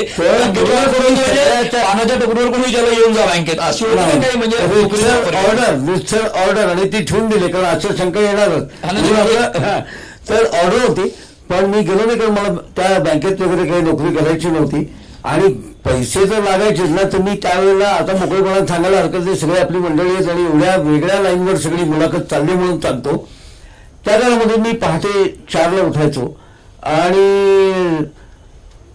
रेल्वेची तिकीटं काढून देण्याची जवळ एक सर्व्हिसेस असतात, तसं एक रास्तापेठेमधलं एक दुकान होतं, ते रेल्वेची तिकीटं आपल्यासारख्या लोकांना काढून द्यायचे आणि ती काढून देण्याकरता म्हणून ते विद्यार्थ्यांना 4 तिकिटाबद्दल 2 रुपये देऊन ती तिकीटं काढायला उभं करायचे. आणि ती 7ला तिकीट विक्री सुरू व्हायची. त्याच्याकरता 4:30ला रांगेत जाऊन उभं राहायला लागायचं, तर तुमचा नंबर लागायचा. तर मी 4:30 ते 6:30 रांगेत उभं राहून 7 वाजता डेक्कन क्वीनची 4 तिकीटं काढून ती येता येता राष्ट्रपेठेत त्या माझ्या मित्राकडे, म्हणजे जो व्यवसाय करायचा त्याच्याकडे सोपून यायचो आणि अनपेक्षितपणे पहाटे मला 2 रुपये मिळून जायचे. पण मग ते घरच्यांना काय सांगायचं? घरच्यांना पळायला चाललं म्हणून सांगायचो, पळायला जातोय, चालायला जातोय. कारण घरात हे मान्यच झालं नसतं. असं तिकडे काय काढतो डेक्कन क्वीनची तिथे जाऊन. आणि त्याच टप्प्यावर एकदा मी अशी तिकीटं काढून यायचं, घरी यायचं. आणि ते करत असताना आकाशवाणीच्या बातम्या स्वाभाविकच सकाळी ऐकल्या जायच्या आणि आपला आवाज बघायचा. आपण ट्राय का नको करायला? या बाबतीत मी अगदी आवर्जून सांगेन की आपल्याला जिथे अशी काही इच्छा निर्माण होते आणि आपल्याकडे किमान कॅलिबर आहे अशी आपली स्वतःला किमान खात्री असते, त्यावेळेला त्या संबंधित व्यक्तींकडनं जाऊन थेट भिडावं आणि आपली इच्छा प्रदर्शित करावी. आपल्याला नक्कीच संधी मिळते. बऱ्याच जणांना असं वाटत असतं की जावं कसं, काय म्हणतील, काय करावं. नाही पण ते पत्रकारितेमुळे येतं असं नाही का वाटत? आपण काय वाटेल ते करतो. पत्रकार आहे ना, खरं पत्रकारितेचाच भाग आहे हा. त्यातनंच हे धैर्य येतं. आणि मला बातमीदारीची म्हणजे पत्रकारितेची पार्श्वभूमी आहे, तर आपण जाऊन विचारू. माईकला आवाज बरा आहे, पत्रकारितेची पार्श्वभूमी आहे, हे पाहिल्यावर मी जाऊन तिथली टेस्ट दिली आकाशवाणीची आणि मला निमंत्रण आलं. आणि एका सकाळी आकाशवाणी पुणे, सुधीर गाडगे आपल्याला प्रादेशिक बातम्या द्यायच्या आहेत असं मी म्हणायला सुरुवात केली. सुधा नवल्यांचा विषय काढला. सुधा नवल्यांच्या सगळ्या सुट्ट्यांमध्ये माझ्याकडे ते कॉन्टॅक्ट होतं आणि त्याचा एक वेगळा, मी पहिल्यापासून व्यवसायाचा दृष्टिकोन असल्यामुळे एक मी उपयोग काय केला, हे कॉन्ट्रॅक्ट बातमीचं वाचण्याचं मी कायम जुलै आणि ऑगस्ट मध्येच घ्यायचो. का कारण त्याचं सांगतो ना. त्याचं कारण असं की जुलै ऑगस्ट मध्ये सकाळी सकाळी माझा आवाज महाराष्ट्राच्या गावागावात, कारण बातम्या ह्या सगळ्या महाराष्ट्रभर ऐकल्या जायच्या. तेच सांगतो ना, सगळ्या गावागावांमध्ये तो आवाज जात असल्यामुळे माझ्या लक्षात आलं की सकाळी सकाळी महाराष्ट्राच्या सगळ्या गावात बातम्यांच्या निमित्ताने आपला आवाज जाईल. त्याच वेळेला जुलै ऑगस्ट मध्ये गणपतीचे कार्यक्रम गावागावात ठरवले जात असतात. तर आपला आवाज ऐकून अरे याला कार्यक्रम सांगता येईल की, असं ते मला त्यांचे आपल्याला सांगता मिळेल. खबर झालं तसं मला गणपतीची मॅक्झिमम कॉन्ट्रॅक्ट मिळाला, त्या बातम्या काढून ठरल्या. तुम्हाला प्रश्न विचारण्यापेक्षा एक कबुली किंवा कन्फेशन देतो. तुम्हाला 30 वर्षापूर्वी असलेला व्यावसायिक दृष्टिकोन 30 वर्ष पत्रकारिता केल्यावरही माझ्याकडे नाही. पण काय हरकत नाही त्याची, म्हणजे नाही काय ते. परंतु ते आकाशवाणीच्या बातम्या तुम्ही दिल्या तर त्या काळात म्हणजे तुम्ही जसं आता आवाज काढलात पटकन आणि आकाशवाणीच्या बातम्या देता असं वाटलं, तर तसं तुम्ही अभिनय किंवा हे आवाजाचा वापर करावा किंवा त्याचं काही जाहिराती वगैरे, तुम्ही जाहिराती क्षेत्र पाहिलं होतं कॉलेजात असताना, तसंही केलं नाहीत का तुम्ही? जाहिरातीला आवाज दिला नाही, बऱ्याच ठिकाणी जाहिरातीला आवाज दिला. त्या जाहिरातीची भाषांतर अनुवाद करणं, कारण मोठ्या जाहिरात एजन्सीमध्ये मूळ एक इंग्रजी कॉपी असायची आणि त्या इंग्रजी कॉपीचं त्या भाषेत अनुवाद करण्याकरता साधारण 10 ते 12 भाषेतील लोक येऊन बसायचे. सिस्टार ऍडव्हर्टायझिंग फिरोजशाह मेहता रोडवर तिथे जाऊन बसायला लागायचं. तिथे मराठी कॉपी घ्यायला माझ्याकडे यायची आणि मग त्या मराठी कॉपी, त्याच्यामध्ये काय व्हायचं की तिथे येणारे जे मूळ कॉपी रायटर्स होते ना, त्यांच्यावर इंग्रजीचा प्रभाव असल्यामुळे ते इनडायरेक्टचं भाषांतर तसंच करायचे. जयानं रूप खुलते तयाचा तो लिरिल साबून. तर एवढं असं चालत नाही ना जाहिरातीत, रूप खुलवणारा लिरिल. तर हे करणारा माझ्यासारखे प्रत्येक भाषेतले मिळाल्यामुळे माझ्याकडे जाहिरातीच्या भाषांतराचं काम आलं, जाहिरातीला आवाज देण्याचं काम आलं. पण जाहिरात तुम्हाला आठवते कुठली केलेली एखादी का पुढे बंद केलं? ते बंद केलं, पण अगदी सुरुवातीच्या टप्प्यावर काय होते, मी आहे मिनटी एक खारोटी, या मिनटीचा एकच ध्यास, कणकण वेचीनं नित्य धुनाच, इन्फॉर महाबँक. आणि महाराष्ट्र बँकेचंही काम माझ्याकडे थोडं येण्याचं कारण असं, हे सगळं करत असताना मी डेक्कन क्वीननं 6 वर्ष रोज मुंबईला जात होतो. त्याचं कारण मुंबईत राहणं परवडत नव्हतं आणि जाऊन अपडाऊन करायचं, काम करायचं, परत यायचं. आणि त्यावेळेला एक्सप्रेस वे झालेला नव्हता. तर त्या काळामध्ये C4 बोगी जी होती फर्स्ट क्लासची, परवडत नसताना फर्स्ट क्लास काढलेला. त्याचं कारण असं होतं की त्या C4 बोगीमध्ये शांतराव किर्लोस्करांपासून महाराष्ट्र बँकेच्या वसंतराव पटवर्धनांपर्यंत आणि राज कपूर पासून ते पवारांपर्यंत सगळे नामवंत सर्वात वेळेत जाणारी गाडी. आणि एक्सप्रेस वे झालेलं नसल्यामुळे इकडे 7-7 तास घाटामध्ये जायचे. त्याच्याऐवजी इकडनं जात असल्यामुळे त्या बोगीत असायचे. एकदा मला वसंतरावनी बोलवलं आणि मला म्हणले, अरे तू, मी बघतो तू बोगीत आल्यापासून एकदाही स्वतःच्या सीटवर बसत नाही, 50 जणांशी बडबड करत हिंडत असतो, एवढा तुझा जर संपर्क आहे तर तू जाहिरातीच्या व्यवस्थेत काय येत नाही. मी म्हटलं तुम्ही चेअरमन आहात ना, तुमच्याच हातात असतं, तुम्ही त्या संधी मी करीन. आणि या पद्धतीच्या संवादातनं असे अनेक व्यवसाय त्या काळामध्ये त्या निमित्ताने मिळत गेले. जाहिरातीला आवाज देत होतो तसं मी त्याच वेळेला निवेदन करायला सुरुवात केली. त्यालाही कॉलेजच्या टप्प्यातले लोक उपयोगी पडले. एक्झॅक्टली, ते मंत्रालय चैत्रबन खूप गाजलं आणि गदिमा आणि या लोकांचे जन्मशताब्दी वर्ष आहे, तर ते कसं सुरू झालं, चैत्रबन कसं सुरू झालं? तर त्या काळामध्ये मी हे निवेदन करायला लागले बाहेर असं लक्षात आल्यानंतर, आकाशवाणीवर माझा आवाज यायला लागला हे लक्षात आल्यानंतर, माडगुळकरांच्या चैत्रबन गाण्यांवर चैत्रबन गाण्याचं ठरलं. आणि HN देसाई म्हणून आमचे BMCC मध्ये होते आणि प्रकाश बोंडे हे दोघं माझ्याकडे आले आणि ते म्हणले, पहिल्या आमच्या काही कार्यक्रमाचं सुधीर मोगींनी निवेदन केलं आहे, या चैत्रबनचं निवेदन करण्याकरता तू पुढच्या ह्याच्यापासून येणार का? तर मी हो म्हणून टाकलं पटकन. मनामध्ये आलं की आपण नुसती अनुक्रमणिका वाचण्यापलीकडे काय करू शकू. अनुक्रमणिका वाचण्या म्हणजे आपण आता बघा कुठेही आपण त्यावेळेपासून आपण बघत असाल निवेदनामध्ये यानंतर हे गाणं, यानंतर हे गाणं यांनी लिहिलेलं आहे, यांनी संगीत दिलेलं आहे आणि यांनी या सिनेमात ते दिसेल. तर ह्या अनुक्रमणिका एक त्यावेळेला जास्त असायची आणि ज्या काही मोजक्या मुली त्यावेळेला निवेदन करायला लागल्या त्या विशिष्ट आवाज लावून उगाच बोलायच्या. जीवनाच्या वाटेवर जेव्हा असं जाण्याचं काही कारण नव्हतं, कोणाचं होतं तर बोलायला जायचं आवाज लावून. संस्कृत प्रचूर ज्ञानदीप थाटाचे शब्द खूप असायचे. तर म्हणजे हे सगळं आपण टाळलंच पाहिजे.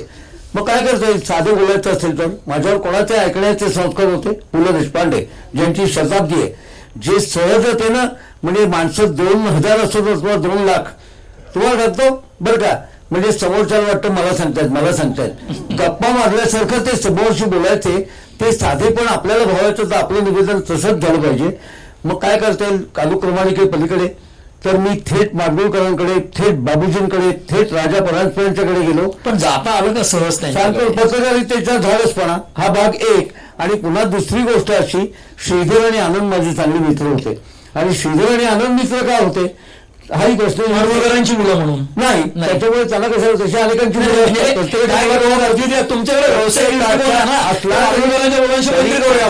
प्रत्येकाची मुलांच्या थ्रू आपण जाण्यापेक्षा मूळ मालकाकडे जाऊ ना असं मी विचार करेन, अधिक प्रॅक्टिकल आणि कमी वेळ देणारा गावाला.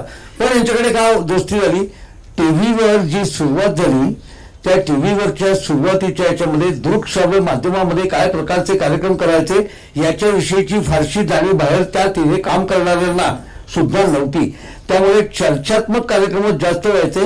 युवदर्शन सुरू झाल्यावर पहिला युवक नियतकालिकांचं आजचं स्वरूप हाच पहिला चर्चेचा विषय होता. आणि त्या चर्चेच्या विषयामध्ये त्यावेळेचं युवकांचं साप्ताहिक म्हणून मनोरथे संपादक दत्ता सराफांना आमंत्रित केलं गेलं. हे किती साल आहे? 1974. 72ला टीव्ही सुरू झाला, 74ला एक कार्यक्रम सुरू झाले, 74ला त्यांच्याकडे निमंत्रण आलं आणि विजया जोगळेकर धुमाळे त्या युवदर्शनचं सगळं सूत्र बघायची. दत्ता सराफ म्हणले, अरे मी आत्ता साप्ताहिकाच्या गडबडीत मी कुठे जाऊ, युवकांच्या वतीनं तूच जा ना असं म्हणून त्यांनी मला संधी दिली. आणि म्हणून मी टेलिव्हिजनवर पहिल्यांदा त्या चर्चेत गेलो. चर्चेत गेल्यानंतर बरं बोललो असावं. माझ्याबरोबर त्यावेळेला आनंद, श्रीधर, अनिल थत्ते असे सगळे मंडळी होते, गगन बेदीवाला. तर त्यावेळेला हे सगळ्यांना ऐकलं, त्यात माझं बरं झालं असेल तर मला पुन्हा 2दा 3दा बोलवलं गेलं चर्चेत भाग घ्यायला. तर मी विजया जोगळेकरला म्हटलं, मी नुसतं चर्चेत किती वेळ भाग घेऊ, या चर्चेचं सूत्र मी सांभाळतो की. ती म्हणली जवळ तुला करून बघायला तर काढून टाका. तर मग माझ्याकडे स्वतंत्र विषय आला आणि मग युवदर्शनचे वेगवेगळे विषय आले. त्याच्यामध्ये सर्वात महत्वाचं एक पहिलं आलं म्हणजे युवदर्शनमध्ये वेगळं जगणारी जी पोरं आहेत अशी त्यांच्यावर वेगळं हे निर्माण करणं, ज्याच्यातनं पुढे माझा मुलखावेळी माणसं वगैरे कार्यक्रम सुरू झाला. आमची 25शी वलयांकित मोठ्यांच्या घरातली मुलं, त्यांचं असणारं मानसिकता असे विषय पत्रकारितेच्या पार्श्वभूमीमुळे तिथे त्या घरात गेल्यानंतर सुचत गेले.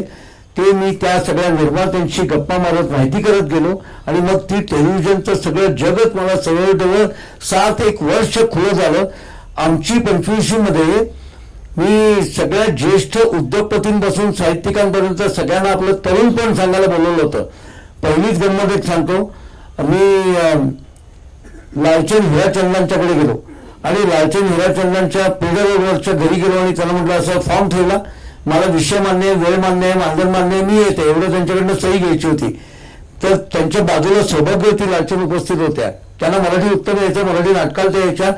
त्यांनी माझे कार्यक्रम बघितलेले होते टीव्हीवर सुरू झालेले आणि त्यावेळेला मोजकेच लोक टीव्हीवर येत असल्यामुळे सगळ्या मान्यवरांना त्या नव्या माध्यमात यायचं तर होतंच आणि त्यातनं मी दिसायला लागलेलो होतो. त्यामुळे माझ्या माध्यमातून सहज होईल म्हणून माझी तेवढी सगळी वयानं, ज्ञानानं, अनुभवानं मोठा नसूनही ती सगळी माणसं माझी बाण मस्त वळायची. तर मला त्या ताई म्हणल्यामुळे लालचंद शिल्डमध्ये काय करायचंय म्हटलं, काही नाही, तरुण पण सांगायचंय. म्हणजे तुमच्या टीव्हीवर सरकारी माध्यम असल्यामुळे एका वेळेला 2-2 जणांना बडबडीला उरकतात, कमी वेळ मिळतो. म्हटलं तुम्हाला भरपूर वेळ मिळेल पण 2 जण असतातच. मग माझ्या बरोबर कोण आहे म्हटलं, शकुंतला परांजपे. अरे बापरे. सईची आई. तर शकुंतला परांजपे शेटजी म्हणले मग माझी एक अट आहे. म्हटलं अरे बापरे, आता काय अट आहे? ते म्हणले मी फर्ग्युसन कॉलेजमध्ये शिकायला असल्यापासून शकुंतला परांजपेला घेऊन फर्ग्युसन कॉलेजच्या कॅन्टीनमध्ये चहा प्यायला जायचं माझं स्वप्न होतं. पण तिचा दरारा एवढा होता की तिला विचारायचं धैर्य झालं नाही. तर आता ती मुलाखतीच्या निमित्तानं मुंबईला येते तर तिला माझ्या पेडर रोडवरच्या घरी गेली आहे. अरे बापरे, आता मी कुठे बोलणार त्यांच्या. म्हटलं बर येतील असं म्हणून टाकलं आणि मी मला म्हणजे तुम्ही परस्पर सांगितलं येतील, कारण सही हवी होती, सही हवी होती, पत्रकारिता. सही घेतली आणि आता मला पोटात गोळा आला की आता बाईंना आणि पुन्हा त्या शकुंतला बाईंना त्यांचं सगळं रूप पाहिलेलं पुण्यातलं. तर म्हणलं ह्यांना जाऊन विचारायचं धावून धडकू, ही पुन्हा पत्रकारितेमुळे धडकण्याची सवय. तर मी इथे आलो, त्यांच्याकडे गेलो, शकुंतला बाईंच्याकडे गेलो. बोलायचं कसं, त्या मांजरांना घेऊन खेळत होत्या अशा. तर मांजरा हा त्यांचा विकपॉइंट होता. तर आता काय बोलायचं म्हणून मी आपलं म्हटलं की मांजरांना पाळल्या वाटतं तुम्ही ह्या 5-6, काहीतरी बोलायचं म्हणून हे बोललो. त्यांनी माझ्याकडे बघितलं, एक मांजर असं कुशीत घेत, याचाही फोटो आहे, माझे फोटो सगळे नका. माझ्याकडे बघितलं आणि म्हणलं मूर्ख आहेस. म्हणजे काय? त्या म्हणले ही सगळी मांजरं नाही आहेत, याच्यामध्ये 3 बोके आहेत. आता मला आतमध्ये जाता क्षणी एवढ्या मांजरांमधनं 3 बोके कसे करणार हो? पण काय बोलणे खरीच पर्याय नव्हता, ऐकडे खरीच. त्या म्हणल्या या बोक्यांना पण मी पाळलेलं आहे, यांना मी नावं ठेवलेली आहेत. मी यांना नावाने हाक मारता क्षणी ही बोके माझ्या पायाशी येतात. पाहायचंय तुला असं म्हणून त्यांनी इकडे बघितलं आणि म्हणल्या विश्वनाथ, समोर बघितलं म्हणल्या प्रताप, त्या बाजूला बघितलं म्हणल्या सिंग. मला कळीच नाही काय चाललं. ती 3ही बोके त्यांच्या पायाशी आले. तशी मला म्हणतात कशा, तो व्हीपी सिंग आहे ना, तो मला अजिबात आवडत नाही म्हणून त्याची नावं बोकेनं ठेवले. हात मारता क्षणी कसा माझ्या पायाशी येतो बघा. म्हटलं आता मूडमध्ये आलेले दिसत आहेत, आता आपण आपला मूळ विषय काढूया. म्हटलं असं 25 मध्ये शकुंतलाबाई तुम्ही बोलायला याल का? त्यावेळेला हो, मला सईने सांगितलंय. म्हटलं तुमच्याबरोबर लालचंद हिराचंद आहेत, कोणी का असे ना, त्यांची उत्तर मला द्यायची नाहीयेत ना. म्हटलं नाही, पण म्हणजे त्यांची एक अट आहे. अट आहे मला का तुला नाही? म्हटलं मला ते पण तुमच्याबद्दल आहे, माझ्याबद्दल आहे काय आहे? मी सांगितलं म्हणजे 1926 साली फर्ग्युसन मध्ये असताना तुमच्याबरोबर तुम्हाला घेऊन चहा प्यायला जायचं त्यांचं स्वप्न होतं, पण तुमचा म्हणे दरारा होता म्हणून त्यांना विचारायचं धैर्य झालं नाही. तर आता तरी मुलाखतीच्या निमित्ताने तुम्ही आलात की तुम्हाला घेऊन त्यांच्या घरी जायचं अशी त्यांची अट आहे. मी आपलं सांगून टाकलं. त्यावर त्यांनी काय म्हणावं, त्यावेळेला खुला तो त्यावेळेला विचारलं असतं तर त्याच वेळेला गेले असते म्हणजे. तुला सांगतो या सगळ्याच्या निमित्तानं माणसांचं वैविध्याचे मला भरून अनुभव आला. तुमच्याकडे एवढे किस्से आहेत आणि त्या किस्स्यात तुम्ही रमत जाता आणि आपले गदिमा राजाभाऊ राहिले बाजू. तर मी त्यांच्या चैत्रबनचं काय झालं सांगतो आणि त्या ज्या किस्से आहेत ते सुचलं कसं, ते परफॉर्म कसं केलं, तयार कसं केलं, ते थोडं आम्हाला हवं सांगतो. तर त्या श्रीधर मिझरमुळे त्या टेलिव्हिजनच्या माध्यमातून गेलो आणि त्यानंतर मी माडगुळकरांच्याकडे बसलेलो असताना ते बाहेरच्या बाजूला आराम खुर्चीत बसायचे. तर त्यांनी असं सांगितलं की गळव हे पुस्तक तुला भेट देतोय. म्हटलं मला हे तुम्हाला मला गळव हे पुस्तक भेट देतो. म्हटलं अरे बापरे, सगळ्यात झाली एवढा श्रेष्ठ माणूस काय हो नाही म्हणजे प्रवास वर्णन मिळेल जरा ते वाचा आणि मला कसं वाटलं कळलं. म्हणजे मी काय करणार, गदिमा मला म्हणाले. तर म्हटलं मी काय सांगणार तुम्हाला, तुम्ही तर या विषयामधले सगळे श्रेष्ठ आणि मी काय. ते म्हणले ते तुम्हाला मी कमी गाणी विणी म्हणून माहिती असेल, प्रवास वर्णन लिहिलंय, तुम्ही भटकताना प्रवास वर्णन कसं वाटतंय सांगा. आणि त्यांनी नाव घालून सही करून ते पुस्तक मला दिलं. नंतर त्यांच्याशी मग गाण्याच्या निमित्ताने गप्पा झाल्या.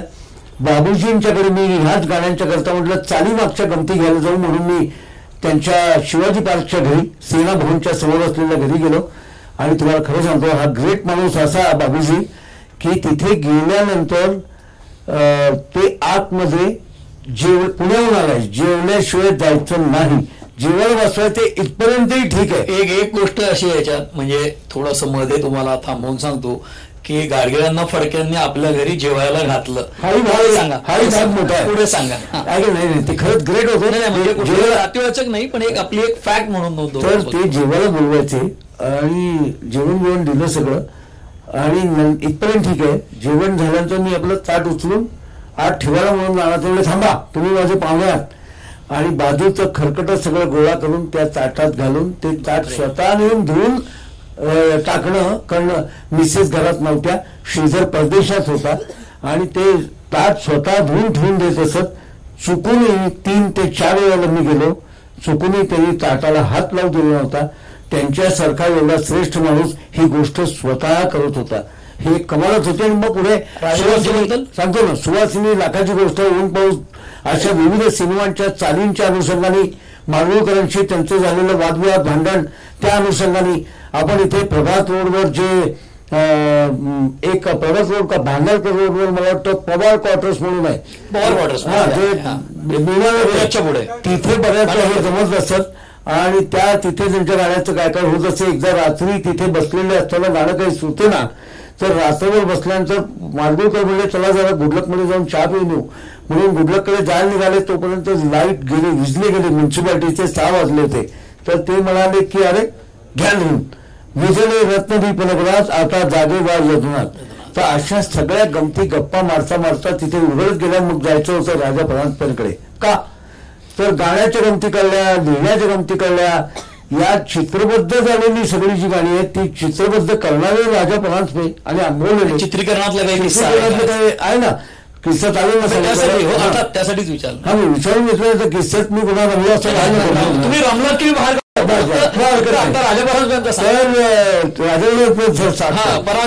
राजा परांजपेंचं मी घरात जायचो सरस्वती पिढीतल्या.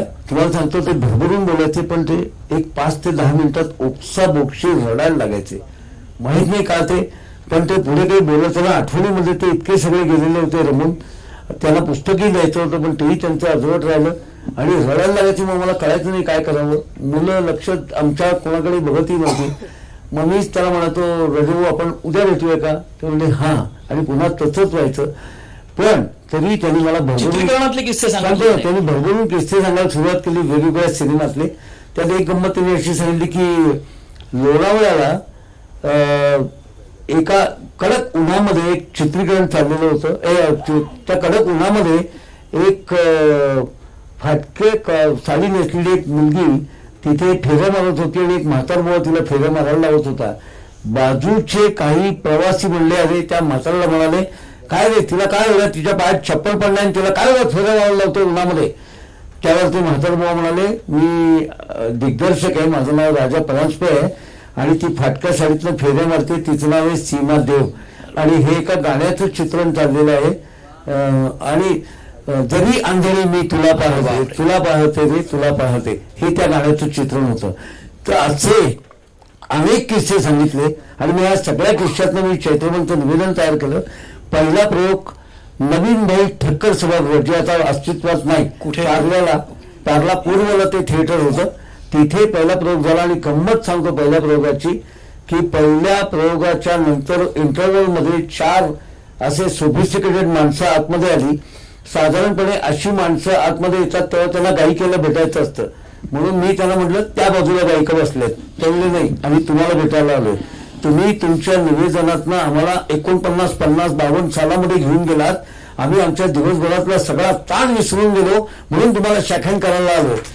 तर कसला जाणव तेच विचारलं मी त्यांना कसला. ते म्हणले आम्ही 4ही जण डॉक्टर आहोत, सर्जन आहोत आणि आम्हाला ऑपरेशनचे ताण होतं. आज आम्ही सगळं विसरून गेलो आणि तुमच्या बडबडीतनं ते विसरलो म्हणून तुम्हाला शाखन करायला आलोय आणि या केव्हाही म्हटलं वेळ येऊ नये. म्हणजे धन्यवाद जेवायला येईन म्हटलं नक्की, आणि तुम्ही पण आमच्या कार्यक्रमाला केव्हाही नवनवीन कार्यक्रमाला म्हणजे सर्जनशील गाडगिळांना सर्जननी दिलेली दाद होती ती, खरंच होती. आणि तिथे माझा कॉन्फिडन्स खरा वाढला की आपण आता पूर्णतः याच्यामध्ये झोकून देऊन हे करूया. मग जाहिरातीची कामं अशी सगळी बारक्या बारक्या गोष्टी बाजूला ठेवून मी सूत्रसंचालन आणि मुलाखत याच्यामध्ये घ्यायचं ठरलं. आणि त्यातही मुलाखती घेताना तात्कालिक मुलाखती खूप आधीपासून घेत होतोच, जवळजवळ आठवड्याला 4-5 प्रमाणे. कधी कधी मी एका वेळेला 100 मुलाखती घेतलेल्या, 100 एका वेळेला चतुरंगाच्या व्यासपीठावर.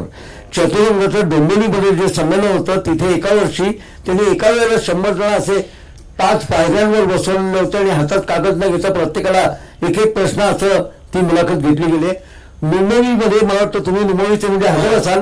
नुमोवीमध्ये एका वेळेला मी न्यायमूर्ती वाय चंद्रचूडांपासून संजीव अभ्यंकर पर्यंत वेगवेगळ्या जणांच्या मुलाखती एका वेळेला तिथे पाठोपाठ 2008 आहे, 2008 सव्वाशे वर्ष झाली. बरोबर, त्या घेतल्या, कारण मी 8 आलो. बरोबर. नंतर बऱ्याच ठिकाणी अशा ग्रुपनी मुलाखती घ्यायला लागायच्या वेगवेगळ्या समारंभांमध्ये, त्यामुळे ती संख्या माझी मुलाखतींची वाढत गेली. तर आता मुळातल्या याच्यावर येतो की तुम्ही मला म्हटलं माडगुळकर फडक्यांच्या याच्यात तुम्ही मुलाखती तुमच्या 4000 पर्यंत आल्यात आणि त्यात अलीकडच्या काळात तुम्ही जे किस्से सांगता त्यात माधुरी दीक्षित अमुक तमुक सांगता. पण मला रस असा आहे की आम्ही न पाहिलेले जे लोक आहेत, म्हणजे दिलीप कुमार देवानंद, राज कपूरची तळी आहे, पण त्यांच्या वेळच्या हिरोईन माधुरी दीक्षित होती, तसं त्या काळातल्या हिरोईनला तुम्ही भेटलात का? आपल्याला भेटलात सांगितलं तुम्ही? भेटलो. त्यावेळची एक हिरोईन जिच्या सिनेमाच्या कारकिर्दीला 75 वर्ष झाली ती ललिता पवार. त्यांना त्यावेळेला मी मुलाखत घेतलेली होती आणि 75 वर्ष सिनेमाचं करिअर हो. आणि नंतर खूप गॅप नंतर मला त्या जायच्या आधी काही दिवस भेटल्या पुण्याला. त्या सगळं त्यांचं वैभव, सगळं संपत्ती सगळी गेलेली होती, लुटली, आणि त्या पुण्यामध्ये एका मोठ्या खोलीत बाणेर रोडवर येऊन राहायला लागलेल्या होत्या. आणि तिथे मी गेलो. मग त्यांची मुलाखत पुण्यावर गप्पा मारायला, म्हणजे मुलाखत नव्हती, गप्पा मारायला जाऊ, जिने 75 वर्ष करिअर केलंय तिथे. आणि आतमध्ये येऊन मी बघितलं तर एकट्या अख्ख्या त्या खोलीत एवढं काळ गाजवलेला. तर मी त्याला म्हटलं, अहो तुम्ही 75 वर्ष कॅमेरा टेकमान हे ऐकत आलायत, इथे एवढ्या रिकाम्या खोलीत सुनसुनाटामध्ये तुम्हाला चैन पडतं? त्यांनी काय म्हणावं? त्या म्हणाल्या, मी इथे पोळ्या लाटत असते, कपडे वाळत घालत असते, हे करताना पाठीमागनं कोणीतरी टेकमान कॅमेरा रेडी असं म्हणत असेल असं मी मनात धरते आणि ते करते. अरे बापरे.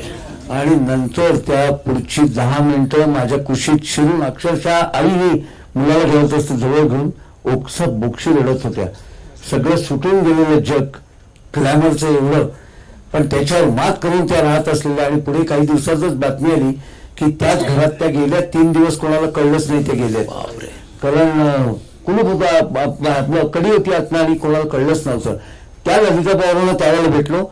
चंद्रकांत गोखले अशा सिनेमाच्या जगातल्या त्या पिढीपासून. नाही, पण जसं ललिता पवार किंवा हे सगळे कॅरेक्टर आर्टिस्ट म्हणा किंवा चरित्र अभिनेते आहेत, तसं मी ते दिलीप कुमार देवानंद वगैरे त्यांच्या जसं माधुरी दीक्षितच्या स्टोरीज सांगता तुम्ही, तसं त्या काळात हिरोईनला भेटलात का? कारण तुम्ही त्यावेळेला आणखीन चांगले दिसत असाल ना. हिरोईनला भेटलो आणि एकूण हिरोईन बद्दल सगळ्यांनाच ओढ असते, मी कबूल करतो, तुम्ही करत असते की नाही हा वेगळा प्रश्न. आणि ती भेटलो कोणाला सांगतो, त्यावेळेला गाणं आणि अभिनय दोन्ही दृष्टीने हिट असलेली अभिनेत्री होती सुरैया. अरे बापरे. सुरैयाला भेटण्याचा योग आला. की मुलाखत म्हणजे की कसं भेटून गप्पा मुलाखत वेळ घेतली, रितसर आणि गेलो. आणि कुठे गेलो, मरीन लाईन्सला तिचं घर होतं आणि असं तळमजल्यावर तिचं घर होतं. आणि तिने मला आतमध्ये बोलवलं. तर आत जाताना एका बाजूला तिच्या दाराच्या आतल्या बाजूला ग्रेगरी पेकचा फोटो आणि एका बाजूला देवानंदचा फोटो, कारण दोघे तिचे आवडते होते. आणि तिला मी सिनेमात बघितलेलं शिरशिरीत अशी, आणि तिथे आतमध्ये बघितलं तर एवढी सुटलेली. तर म्हणजे मी आपलं माझ्या हिंदीत त्यांना नाही, माझं हिंदी चांगलं बोलायला लागलं होतं. तिला मी म्हटलं की काय तब्येत. तिने काय सांगावं, ती म्हणली माझ्याकडनं करिअर उत्तम व्हावी आणि माझ्याकडनं रितसर पैसे दरवेळेला सिनेमात काम करण्याचे येत राहावे, म्हणून माझ्या आईने मला जवळजवळ 22 वर्ष माझ्या सर्वात आवडणारी बिर्याणी खाऊ दिलेली नाहीये, म्हणून मी आता फक्त बिर्याणीच खाते, म्हणून हे असं झालंय असं तिने सांगितलं. म्हणजे अजूनही गंमत सांगते म्हणजे तुम्हाला अजूनही त्यांचं आणि देवानंदचं खरंच अफेअर होतं का पण म्हणजे आणि तू मागच्याशी काय बोलल्या का त्याच्यावर? नाही त्या म्हणल्या माझा he was my good friend. Okay एवढं त्या जास्त बोललं नाही त्याच्यावर पण त्यांनी मी म्हटलं नाही खोटं लावलं म्हणून विचारलं तर म्हणजे हा जास्त आवडीचा होता आणि तुम्हाला माहिती असेलच पत्रकारांना काय कारण आहे असं मला म्हणलं. मला माहिती नव्हतं पण धर्म सगळ्याच गोष्टी आढळल्या होत्या आणि सर्वात निघताना मला म्हणलं जरा थांब आता तुला अजून एक गंमत दाखवते. मी त्यांना एक प्रश्न असा विचारला होता की तुमचे फॅन अजून आहेत का म्हणजे तुम्ही पण मग त्या सिनेमातनं जाऊन सुरैया काही काळ लोटलेला होता बराच काळ लोटला होता तर त्या म्हणलं एवढा काळ लोटून तुम्ही माझ्याशी बोलायला येत आहे म्हटलं मला जुन्यांबद्दल उत्सुकता असते म्हणून आलो. म्हटलं पण मग अशीच उत्सुकता असलेले अजूनही फॅन टिकून आहेत का? त्यामुळे एक मिनिट बाहेर ये. आम्ही घरातनं बाहेर आलो. उजवीकडे बघ मध्ये वाहता रस्ता मरीन लाईन्सचा तो आणि पलीकडे समुद्र. तर तो म्हणे तिथे तो बाबा बसलाय ना दाढीवाला तो माझा जबरदस्त फॅन आहे. मी घरातनं बाहेर पडायचा अवकाश तो ट्रॅफिक बिफिक काही न बघता तिकडनं धावत सुटतो. तो मध्ये कुठेतरी मरेल म्हणून म्हणे मी बाहेरच येत नाही बऱ्याचदा तो असल्याचं नाहीये ना हे बघून बाहेर येते. तर माझा चेहरा त्याला कदाचित साशंक वाटला असा म्हणून तुला म्हणलं बघ आणि म्हणून त्या बाहेर तो तिकडनं उडी मारली नव्हती मी परत सुटायला म्हणून त्या माणसानं आणि त्याच्या सगळ्या सकट मग मी ती सुरैयाची स्टोरी पुढे लिहिली गेली. पण त्याचा एकदम अनुभव बरोबर आहे. म्हणजे जसं तुम्ही या सगळ्या मुलाखती घेतल्या चंदेरी दुनियेतल्या तसं तुम्ही राजकारण्यांच्या मुलाखती घेतल्यात. आशाबाईंच्या बरोबर तुमचं अतिशय जिव्हाळ्याचं नातं आहे. तर मुळात मंगेशकर भेटले ते टेलिव्हिजनमुळेच का तुम्हाला आणि आशाबाईंशी नातं कशामुळे निर्माण झालं इतकं जवळचं? मंगेशकर मला पूर्णतः 5 जण भेटले त्याला कारणीभूत अरुण काकतकर माझा मित्र टेलिव्हिजनवर होता आणि त्याच्याकडे ते सूत्र होती आणि त्या काळामध्ये नवीन माध्यम असल्यामुळे त्या लोकांच्या काही अटी नसायच्या की यालाच माझी मुलाखत घेऊ दे किंवा हाच निवेदन करू दे असं काही नव्हतं. आणि मी जरा 2-1 वर्षामध्ये एस्टॅब्लिश झालेलो होतो 2-4 वर्षामध्ये की हा मुलाखती घेऊ शकतो बोलू शकतो म्हणून मला पहिलं इंटरव्ह्यू हृदयनाथ मंगेशकरांच्याकडे गेलं आणि मग एकेकांच्या मुलाखती सुरू झाल्या. त्याच्यामध्ये मीना खडीकरांची पहिली झाली. ती मीना खडीकर या माहितीच लोकांना फारसं नव्हतं की त्या संगीत दुनियेत संबंधित आहेत. यांची एक बहीण एवढंच माहिती होतं मीना खडीकर. तर त्यांनी चाली दिल्या होत्या हे कळल्यानंतर तुमचं म्हटलं कुठलं गाणं दिदीने म्हटलंय का मग आपण ते ऐकवलं तर दिदी येतील का म्हणून दिदीनं बोलवलं गेलं. आणि कदाचित तुम्ही युट्यूबवर बघत असाल की मीना खडीकरांच्या मुलाखतीमध्ये मी बाजूला दिदी उभे आहेत. मी धसधस होतोय कारण त्यांच्याशी आपण थेट त्याला काही फरमाईश करायची. मी त्यांना म्हटलं की यांची काही गाणी आहेत त्याच्या ज्या मूळ चिजा आहेत त्या तुम्हाला जास्त पाठ आहेत. माझ्यापेक्षा मीनालाच पाठ आहेत जास्त. तर म्हटलं हो त्यांना पण तुम्ही जास्त उत्तम म्हणता असं मीना ते म्हणतात. आहे असं त्या ओझरचं बोलल्या. म्हटलं असं करा ना पुढचं गाणं जे सादर होणार आहे त्याची आधीची चीज जरा म्हणून दाखवा ना. म्हटलं हा तुमच्याचकडनं ऐकायची आम्हाला नाही एरवी कधी ऐकायला मिळणार. मीनाताईंची आहे म्हणून तुम्ही ऐकवाल. एक क्षणभर आढळलं घेतल्यासारखं केलं आणि त्यांनी ती चीज म्हणून दाखवली आणि नंतर ते गाणं सादर झालं जे तुम्ही आजही तुमच्या घरी युट्यूबवर पाहू शकता. ये जवळ ये प्रिय सखया भगवंता हे गाणं आणि त्या गाण्यामागची दिदीने म्हटलेली चीज. मग एका क्षणी आशाबाई भेटल्या आणि आशाबाईंचं एकूण सगळं बोलणं वागणं अमकं तमकं याच्यातनं मला म्हटलं हे मस्त गप्पा मारायला उत्तम आहेत आणि त्यांच्याशी गप्पा सुरू झाल्या. आणि एकमेव त्या अशा आहेत की गेल्या 29 वर्ष त्यांचा प्रत्येक कार्यक्रम मराठी हा त्याचं निवेदन मुलाखत या सगळ्या गोष्टी मीच केल्यात. परदेशात सुद्धा आम्ही बरोबर गेलो. सॅन होजेला कार्यक्रम झाला होता. आदल्या दिवशी माधुरी दीक्षितची मुलाखत घेतली होती आणि सेकंड यांची मुलाखत होती. तर मुलाखतीला मी काही बोलायला लागायच्या आधी मला धरलं इकडे लोकांना म्हणल्या काल यांनी तुमच्या डोळ्यांना आनंद दिला असेल आज मी तुमच्या कानांना आनंद देणार आहे असं म्हणून गाणी सुरू केली. मला वाटतं मंदार त्या कार्यक्रमाला उपस्थित होता त्या सॅनोजेच्या वर्कशॉपला जेव्हा तिथे उपस्थित आहे आणि म्हणजे हे पुन्हा पुराव्याकरता नाही. तर त्या अशा त्यांच्याबरोबर बऱ्याच ठिकाणी कार्यक्रम करता आले आणि त्याच्यामध्ये दुसरा भाग असा होता की एरवी त्यांना गप्पा मारायला आवडायच्या ताज्या सगळ्या गोष्टी ऐकायला आवडायच्या. तर त्या माझ्याकडे माहिती काढून घ्यायच्या वेगवेगळ्या म्हणजे काढून घ्यायच्या म्हणण्यापेक्षा त्यांना कळायची. तर त्यांच्याकडे गेल्यानंतर एकदा त्यांनी मला राजकारणातले कोण कोण कसे कसे असतात ते वागतात कसे कोणाचे कार्यक्रम कधी कसे घ्यावेत हे सगळं माझ्याकडनं गप्पा मारत असायच्या. म्हणजे मग कार्यक्रम स्वीकारताना त्याचा उपयोग होत असे. आणि गाण्यांच्या तर गमती भरभरून काय काय काय काय सांगायच्या. स्वतः मला हे गाणं आता म्हणायचं म्हटल्यानंतर त्यांना दिदींच्या काय काय काय काय नकला करायच्या, त्यांच्या आठवणी सांगायच्या. आणि मला असं लक्षात आलं की इतकी मनमोकळी अशी ती कलावंत असल्यामुळे मला त्यांच्याशी जाऊन गप्पा मारायला आणि कार्यक्रम करायला आवडायचा. म्हणजे तुलनाच करायची झाली तर कला क्षेत्रातल्या आशा ताई आहेत, तसंच राजकारणातल्या बाळासाहेब ठाकरेंशी तुमचे तसेच ऋणानुबंध आहेत होते असं म्हणायला हवं, कारण ते गेलेले आहेत. तर ते कशामुळे निर्माण? बाळासाहेब ठाकरेंची आयुष्यातली पहिली मुलाखत मीच पुन्हा घेतली आमची 85 मध्ये टेलिव्हिजनच्या आरंभाला. म्हणजे टेलिव्हिजनच्या आरंभाला म्हणजे त्या काळात बाळासाहेब दूरदर्शनला आले होते. हा, त्या काळात मातोश्रीवर जाऊन मुलाखत घ्यायला लागत नव्हती, तर ते स्वतः दूरदर्शनवर आले होते. आणि आल्याला त्यांनी मला विचारलं, 2-2 जण असतात ना तुमच्याकडे खपवण्याकरता, तर माझ्या बरोबर कोण आहे मुलाखतीला? 25 मध्ये मी बोलवलं होतं. तुम्हाला कोण आहे म्हटलं? वपू काळे. वपू, आम्ही दोघं एका कॉलनीत राहतो, एवढंच आमच्यात साम्य आहे, तुम्ही कोणालाही बोलवतो का? आणि मग नंतर गप्पा मारायला लागले. आणि मग पुढच्या सगळ्या मुलाखती त्यांच्या इतक्या मस्त मस्त रंगत गेल्या वेगवेगळ्या ठिकाणी. पुण्यामध्ये माझी करिअरची 25 वर्ष आल्यावर बालगंधर्व रंगमंदिराला ते सत्काराला आले होते. त्यांच्या पक्षाच्या आमदारांच्या कार्यक्रमाला न जाता ते माझ्या कार्यक्रमाला आले होते. आणि कार्यक्रम सुरू झाला. मीच उत्सवमूर्ती असल्यामुळे समीरण वार्डेकर अँकर होता. तर त्यांनी समीरणला बोलवलं आणि सांगितलं याचा सत्कार होण्याच्या आधी मला ज्याला बोलायचं आहे. त्यांनी त्यांना बोलवलं, तर ते माईक वाजवून काय बोलले, जे आमचं घर कधी विसरणार नाही. ते म्हणाले, मध्यमवर्गीय मराठी घरातल्या मुलाला चांगलं चाललेल्या गोष्टी सोडून बेभरोशी व्यवसायात यायला ज्यांनी प्रोत्साहित केलं त्या आई वडिलांना पहिल्यांदा वर बोलवा आणि त्यांचा सत्कार आधी करा. आणि माझ्या आई वडिलांना वर बोलवलं गेलं. आधी मला विचारलं होतं, मी शेजारी बसलो होतो ना, मला आई वडील आलेत का म्हटलं? आलेत. बसलेत का म्हटलं? बसलेत. वय काय? त्यांच्यापेक्षा वडिलांचं वय मोठं होतं, ते लक्षात ठेवलं. आणि माझ्या आई वडिलांना स्टेजवर बोलवलं आणि नंतर त्या दोघांच्या ते पाया पडले स्टेजवर. आणि मग म्हटलं आता याचा करा सत्कार. त्यांनी हा निर्णय मध्यमवर्गीय घरामध्ये घेणं हा फार मोलाची बाब आहे. त्यानंतर माझ्याकडे ते आलेले होते. मला घेऊन, माझ्या बायकोला घेऊन आणि मुलांना घेऊन मला बोललं होतं. तर तसं गेल्यानंतर कुठे गेल्यानंतर मातोश्रीवर आम्ही गेलो. तर तिथे त्यावेळेला ह्या नव्हत्या, ज्यांना मासाहेब म्हणायचे ते वहिनी नव्हत्या. तर माझ्या बायकोला ते म्हणाले, आमच्या घरात कुणी आलं तर माझी बायको तिला हळद कुंकू लावत असते, तर ही कुळरी आणली, त्यातनं तू स्वतः हळद कुंकू लावून घे आणि मग आतमध्ये ये. इतक्या सहजतेनं त्या जणू काही फॅमिलीशीच संपूर्ण ते बरोबर येत गेले. आणि मुलाखती सगळ्या रंगत गेल्या. हे कळल्यावर उद्धव ठाकरे असं म्हणाले की तुझ्याशी त्यांचं जरा सूर जुळलेले दिसत आहेत, तर आपण एक नॉन पॉलिटिकल पूर्ण मुलाखत घेऊ.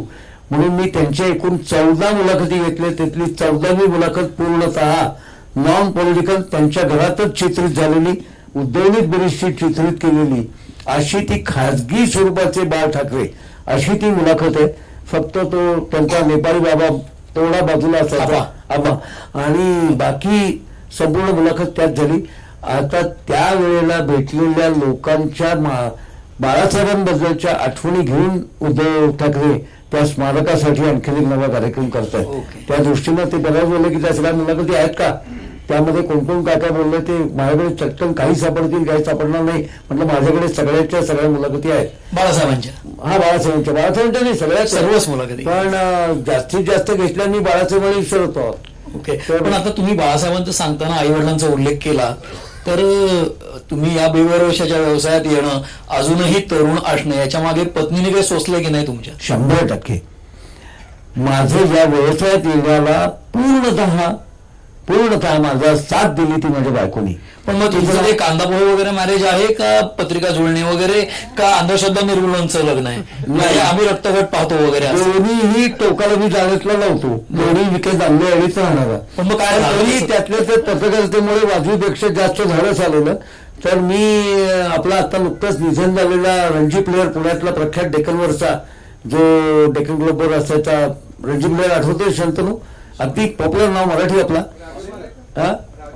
राजू. हा, तर त्याला भेटायला म्हणून मी त्याची एक मुलाखत घ्यायची होती म्हणून मी जिमखाना क्लबवर गेलो 1975 साल. आणि जिमखान्यावर तिथे गेलेलो असताना हिचं नाव शैला पुंडलिक, ती तिथे खेळत होती. तर ती खेळता खेळता आली आणि ज्या पद्धतीनं ती तिथल्या लोकांशी बोलत होती ते बोलणं मला फार छान वाटलं. तर मी म्हटलं काय आपलं आडनाव, आणि मी गप्पा मारायला सुरुवात डायरेक्ट असंच केलं तर होतं म्हणजे आता ह्याला माहिती नसणार कारण हा अजूनही अविवाहित आहे. तर ब्रह्मचारी हा वाजपेयी तर मी तिच्याशी गप्पा मारायला सुरुवात केली आणि सगळं झाल्यानंतर त्या पद्धतीने सुपरफास्ट वेगात मी तिला निघताना असं म्हटलं की उद्या पुन्हा मग इकडे गप्पा मारायला, असं डायरेक्ट म्हटलं उद्या पण इकडे आपण गप्पा मारूया. त्यावर ती मला असं म्हणाली की असं कर, उद्या आधी तू माझ्या घरी येऊन माझ्या वडिलांना भेट, मग आपण भेटायचं कधी ते ठरवू. इतकं करेक्ट शिस्तबद्ध घरातली असल्यामुळे पहिलं ते तिने करायला लावलं आणि तिला माहित नव्हतं की असं म्हटल्यावर मी डायरेक्ट जाईन. आणि मी डायरेक्ट तिच्या गाडी हॉस्पिटल समोरच्या घरी गेलो, तिच्या वडिलांना भेटलो. तर ते म्हणले काय नुसतं भेटाभेटी कर, पुढे लोक हा. तर म्हटलं आहे ना, मला आता असं मनात येत आहे तर बघू. तर त्या मग सगळ्या याच्यातनं ते लव्ह. त्या डेक्कन जिमखान्यावर काय करत होते तुमच्या मिसेस? ती नॅशनल प्लेयर होती, तिथे ती बास्केटबॉल खेळत होती. पण त्याच्याही पलीकडे जाऊन ती पहिल्या महिला क्रिकेट टीम मध्ये वनडाऊनला खेळायची. पहिल्या महिला म्हणजे कुठल्या, म्हणजे इंडियन पहिल्या भारतीय महिला संघात पहिल्या टीम मध्ये ती होती. मला वाटतं डायना एडल्जी आणि शिवानी कुलकर्णी वगैरे होती, त्यांच्याबरोबर ही वनडाऊनला खेळायची. तिचं त्यावेळेला नाव होतं टीम मधलं शैला पुंडलिक, जे तिचं बाहेरचं नाव. त्या नावाने ती त्यामध्ये टीम मध्ये सामील झाली होती. बास्केटबॉल पण ती नॅशनल खेळलेली आहे. शेवटचा बास्केटबॉल तिने खेळला हैदराबादला. याच्या जोडीला ती गरवारे कॉलेजमध्ये शिकत होती MS ला, म्हणजे त्यावेळेचं MS. आणि दर शनिवार रविवार त्यांच्या ग्रुपनी मोहम्मदवाडी नावाचं गाव दत्तक घेतलं होतं आणि तिथे सामाजिक काम करण्यामध्ये पण ती रस घ्यायची. तर खेळापासून सामाजिक कार्यापर्यंत सगळ्यात रस घेणारी आणि घरातनं वडिलांचा थोडासा ओके मिळाला हे कळल्यानंतर मी ताबडतोब ही आपली जोडीदार हे ठरवून टाकलं.